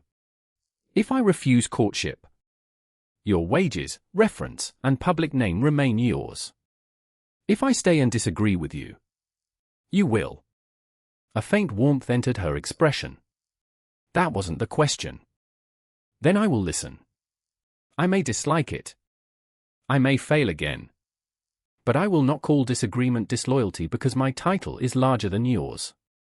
Phoebe stepped closer. "Tomorrow comes first." "Yes. You will not use your sons to persuade me." "I won't." "You will not offer marriage as a reward for service." "Never." "And you will not ask me to be grateful for rights you should already have protected." Nicholas's voice lowered. No silence followed. Lady Margaret turned a page without looking up. Nicholas kept both hands at his sides. "May I ask one thing that isn't a condition?" "You may ask." "May I hold you?" Phoebe studied him. This was the man who had once extended a hand before society and expected private trust to survive public failure. Now he waited without moving, leaving refusal entirely possible. Phoebe crossed the remaining distance. She placed both hands against his coat and rested her cheek over his heart. Only then did Nicholas lift his arms around her. His embrace began carefully, almost formally. When she leaned nearer, restraint softened into tenderness. He held her without pleading, without apology, and without using sorrow as a claim upon her. His heart beat too quickly beneath her cheek. Phoebe closed her eyes. For one long moment, she allowed herself to be held not as servant, witness, comforter, or evidence keeper, but as the woman he had chosen to see. When she drew back, Nicholas released her at once. He did not bend toward her mouth. The absence of a kiss made the embrace feel more honest. "Tomorrow," Phoebe said. "Tomorrow," he answered. Carriage wheels sounded across the gravel outside. Lady Margaret rose and looked through the orangery doors. A travelling coach bearing the Darnwick arms had stopped beneath the portico. Earl Darnwick descended first. Lady Sabina appeared in the entrance hall behind a footman, and relief transformed her face. She believed her father had arrived to protect the family name before servants could stain it. Nicholas watched the Earl enter Wexcombe Park. Then he turned back to Phoebe. "Tomorrow," he said, "rank will listen last." On Thursday morning, the 21st of October, Phoebe stood beneath the old schoolroom chandelier where Oliver's recital had ended in fear. The same county guests occupied the same chairs, but the servants were no longer pushed to the walls. Mrs. Barlow stood beside the family solicitor. Alice Mercer sat near Lady Margaret. Mr. Elias Vale and Thomas Bell waited by the lifted tapestry. Earl Darnwick stood beside his daughter with the rigid expression of a man who believed rank might still control the meaning of evidence. Walter Gresham remained near the side door under the watch of 2 footmen. A local magistrate sat beside the solicitor only as an independent witness. Before anyone spoke, the solicitor made the distinction plain. "This isn't a trial. Statements and evidence will be laid before the proper magistrates afterward." Today's purpose is to establish what occurred in this house and to correct a public wrong before the people who witnessed it. Nicholas stood near the fireplace rather than before Phoebe. Miss Naylor will speak first, he said. No one will interrupt her. Phoebe looked across the room at the faces that had watched her surrender the nursery key. On the 4th of October, the North Nursery service bell rang during the memorial luncheon. Lord Oliver and Lord Matthew ran to this room, where a voice behind the tapestry said only one son might remain. I found a brass collar beneath the settle and wrapped it without touching the metal directly. On the 6th, I found airflow and metallic vibration behind the wall. On the 8th, witnesses found an unrecorded gallery, a recently handled bell wire, fresh plaster, and a nail darkened with lampblack. On the 11th, Mrs. Barlow, the governess, and I heard the late Duchess's lullaby and another threat through the same wall. On the 13th, Mr. Gresham was absent from this room when the recital voice spoke. He returned through the north service passage after the interruption. I did not see him use the mechanism. I state only what I observed. She paused. No one moved. After I was removed from nursery duty, fresh boards were placed over the hollow section. 2 footmen later gave separate statements concerning a forged message, an abandoned guard post, and Mr. Gresham's return from the servants' stair. Phoebe stepped back. The wall must answer the rest. The solicitor broke the renewed seal on the main gallery door. He and Lady Margaret entered while Mr. Vale remained in the schoolroom. Under the carpenter's instruction, Lady Margaret drew the old bell wire. From the service lobby beyond the dining room came the thin metallic cry that had shattered the memorial luncheon. Several guests turned toward the sound. Earl Darnwick's face changed for the first time. Lady Margaret then spoke into the hidden mouthpiece. The east orchard is being pruned. Her sentence emerged from behind the tapestry, narrowed by tin and distance but perfectly clear. Mr. Vale explained that the wire and tube ran beside each other through the concealed service route. A person at the hidden panel could ring the nursery bell, hear children enter this room, and speak at a chosen moment. The tube carries sound both ways. The family solicitor opened his strongbox and displayed the sealed packet containing the brass collar. Mrs. Barlow confirmed its custody. Phoebe stated where she had found it. Mr. Vale fitted it to the schoolroom outlet. The thread seated cleanly, and the worn edge aligned with the old abrasion upon the wall fitting.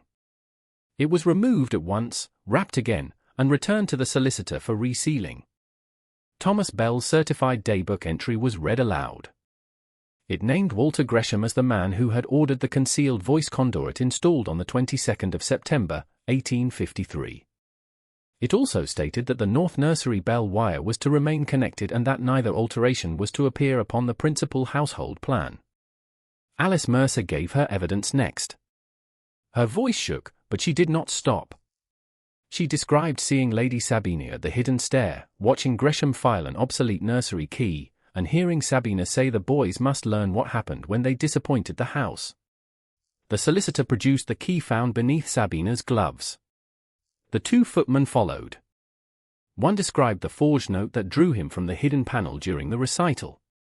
The other placed Gresham in the north service passage immediately after the voice. The seal tool roll was shown, along with the false M. Crowe and Company invoice, the altered 1853 total, Gresham's memorandum concerning repair funds, and the separate store record showing that fresh pine boards had been taken after the recital without a work order. These matters support one another, the solicitor said. No single object has been offered as proof of the whole. Sabina rose. You have gathered servants who fear dismissal, tradesmen eager to excuse their own misconduct, and a housemaid who gains position with every accusation. Alice's face went white. Phoebe did not answer. Gresham looked toward Sabina. You said my office would be protected. Sabina turned sharply. Your fraud is not my concern. You installed an unauthorized device and stole from this estate. Do not imagine House Hesketh will be dragged down with you. The calculation between them broke in full view of the room. Gresham stared at her for one long moment. Then he faced Nicholas. I ordered the tube installed in 1853. I kept the old bell wire connected. The false account concealed both the work and money I removed from the repair fund. Earl Darnwick said, "Take care." "I have taken care for 5 years." Gresham's voice had lost its polish. Lady Sabina found the side access in September. She knew the boys still used the schoolroom. She knew the late Duchess's song and the words that would frighten them. Sabina's hand closed over the back of her chair. "He's lying." "You spoke the earlier private threats," Gresham continued. "You used the file key. You told them one heir was enough and that a new mother would decide. On the 11th, you sang the lullaby through the mouthpiece and said the weaker boy went first." A murmur moved through the room. On the Memorial Day, Lady Sabina had to remain visible in the corridor. "I pulled the old bell wire from the service side. I heard the boys enter through the tube, and I said, only one son may remain. At the recital, I forged the message that drew the guard away. I opened the panel with the old key, heard Lord Oliver reach his final line, and said, only the obedient son remains." He looked toward the exposed wall. "I removed the collar when it loosened. I replaced the nail and darkened it with lampblack. After the recital, I boarded the hollow section. Later, I returned with tools to dismantle the mouthpiece before the accounts could be traced." Nicholas's face had gone still. "What did Lady Sabina promise you?" "That when she became mistress of Wexcombe, the old repair accounts would remain closed and I would keep my office." Sabina's composure cracked. The boys needed discipline. Nicholas had made weakness sacred. A ducal house cannot be governed by children who tremble at shadows or servants who teach them to question rank. Phoebe looked directly at her. "Why did your discipline require each child to believe his brother could be discarded?" Sabina opened her mouth. No answer came that did not reveal the cruelty beneath the word. Nicholas stepped forward, but he did not address Sabina first. He faced the room. Phoebe Naylor did not create the voice. She did not manipulate my sons. She did not seek advancement through their fear. She preserved evidence, protected the children from repeated questioning, and remained in this house after I gave her every reason to leave. His gaze moved across the county guests who had watched him remove her. "I was wrong. I called my decision neutrality. It was cowardice disguised as procedure. I placed suspicion upon the person with the least rank because confronting people of my own station would have cost me more." No one shifted. "Any rumor repeated against Miss Naylor after today will be a deliberate falsehood." The magistrate requested that the sealed statements and evidence be formally laid before the bench. Gresham was dismissed from service and kept under supervision until lawful authority could receive him. Earl Darnwick ordered Sabina's trunks prepared. She would leave Wexcombe that afternoon. Mrs. Barlow crossed to the schoolroom cabinet, unlocked it, and removed the cracked blue swallow lantern. She placed it, unlit, in Oliver's hands. Matthew came to stand beside his brother. The twins did not run to Phoebe. They walked through the room together and took their places at her side. The county lady who had drawn her skirts away during the recital rose and stepped back to give Phoebe room. No applause followed. The silence was better. It belonged to people forced to understand what they had permitted. Later, in the orangery, Lady Margaret sat near the open doors writing letters of correction. Nicholas stood before Phoebe without reaching for her. "Your name is restored whether you remain or leave." "I know. Then I will ask only for what you are free to refuse. Allow me to court you in daylight, properly, without using my sons or my title as persuasion." Phoebe's heart beat hard enough to make speech difficult.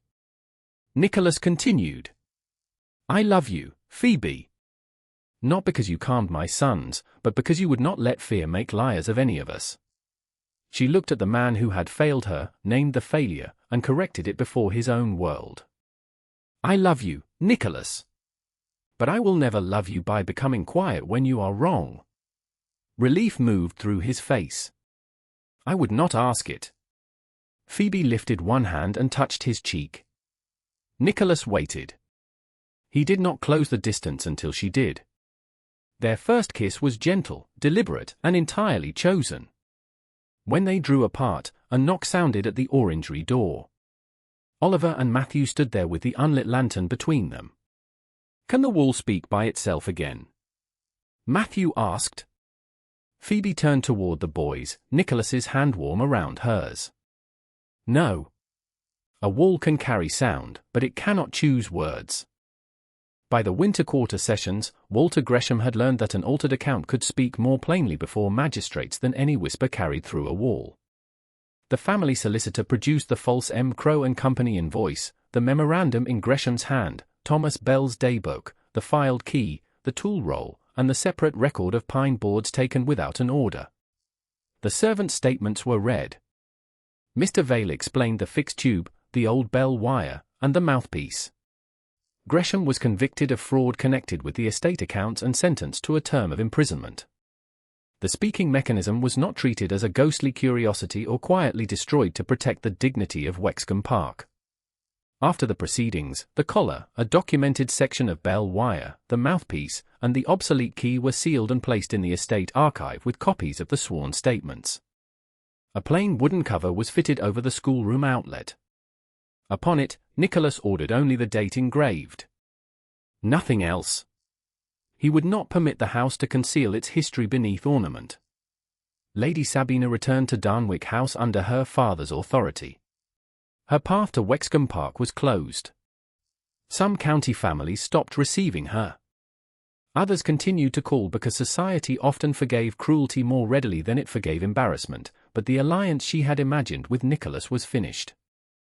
Earl Darnwick paid Alice Mercer the wages she had feared losing and provided a written apology for the threat made beneath his family's name. Sabina offered none. Nicholas sent sign corrections to every guest who had attended the harvest recital. He did not call the accusation a misunderstanding. He wrote that Phoebe Naylor had been falsely suspected in his house, that she had protected his sons and preserved the evidence, and that he had failed her publicly before correcting that failure before the same witnesses. Phoebe left Wexcombe service before the first hard frost. Mrs. Barlow paid every wage due and placed a reference in her hands bearing Nicholas's signature beneath her own. Phoebe also carried the copy of Nicholas's written assurance that had been witnessed by Lady Margaret and the family solicitor. She did not remain because a duke had declared his love. Lady Margaret offered her paid work as companion and household secretary at the Dower House 4 miles away. The duties were written. The wages were named. Phoebe accepted. When Nicholas learned that she had required the terms in ink before taking the position, he smiled. "You expected anything else?" she asked. "No," he said. "I hoped you wouldn't change." He courted her in daylight from late October into March. He arrived in an announced carriage and never brought Oliver or Matthew as an argument. When the twins accompanied him, it was because Lady Margaret had invited them to tea or Phoebe had agreed to a walk. Nicholas came alone when the matter belonged only to the two of them. He spoke with Phoebe about repairs, tenants, servants, and schools. She asked who carried the burden of every improvement. She questioned why a widow's lease required 3 petitions and why a footman's complaint had been dismissed before reaching the housekeeper.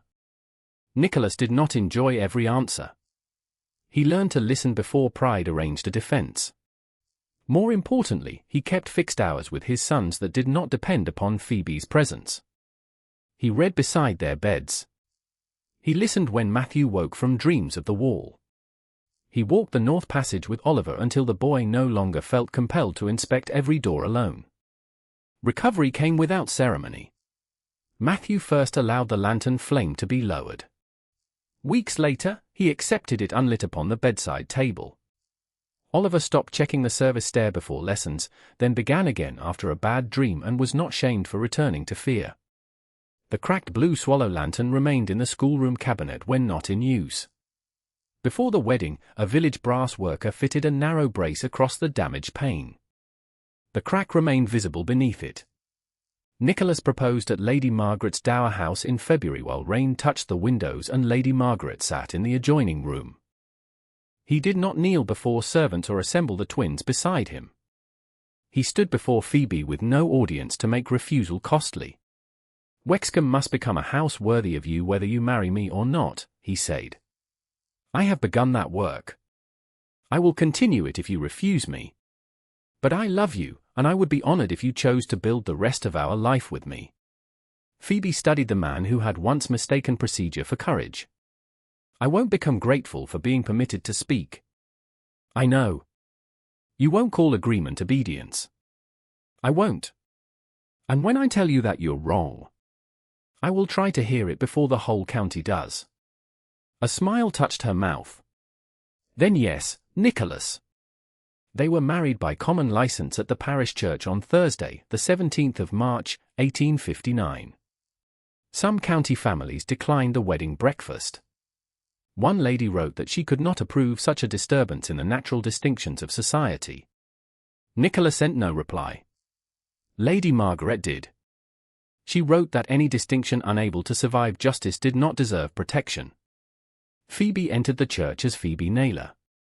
The cracked lantern stood unlit near the chancel. Oliver carried the ring. Matthew held Lady Margaret's hand until the vows began, then released it because he wished to stand beside his brother. Phoebe became Duchess of Wexcombe only after she had spoken her own consent. 4 nights later, on Monday, the 21st of March, Matthew asked for the lantern to be placed outside the open nursery door. Oliver looked toward the repaired pane. We should leave it dark tonight. Phoebe set it upon the threshold. Moonlight passed through the cracked blue glass and the narrow brass brace.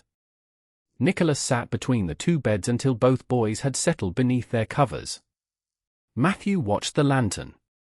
Will Mother be sad if we don't need it anymore? Phoebe sat beside him. The lantern isn't your mother. It carried a memory of being safe when you needed one. Oliver looked toward the ceiling. If we love you, does that leave less room for her? Phoebe rested one hand upon the coverlet between them. Love isn't a chair. One woman doesn't have to stand so another may sit. Matthew considered the answer with the seriousness of a child deciding whether hope could be trusted. Could I call you Mamma Phoebe one day? Nicholas looked at her but did not answer for her. Phoebe touched Matthew's hair. Only if you choose it because it feels true. Not because your father married me. Not because anyone expects it. Matthew thought again. Not tonight. Not tonight, she agreed. Oliver reached across the space between the beds. Matthew found his hand. They fell asleep with the nursery door open and no flame burning. Nicholas and Phoebe stepped into the passage. He took her hand, then waited.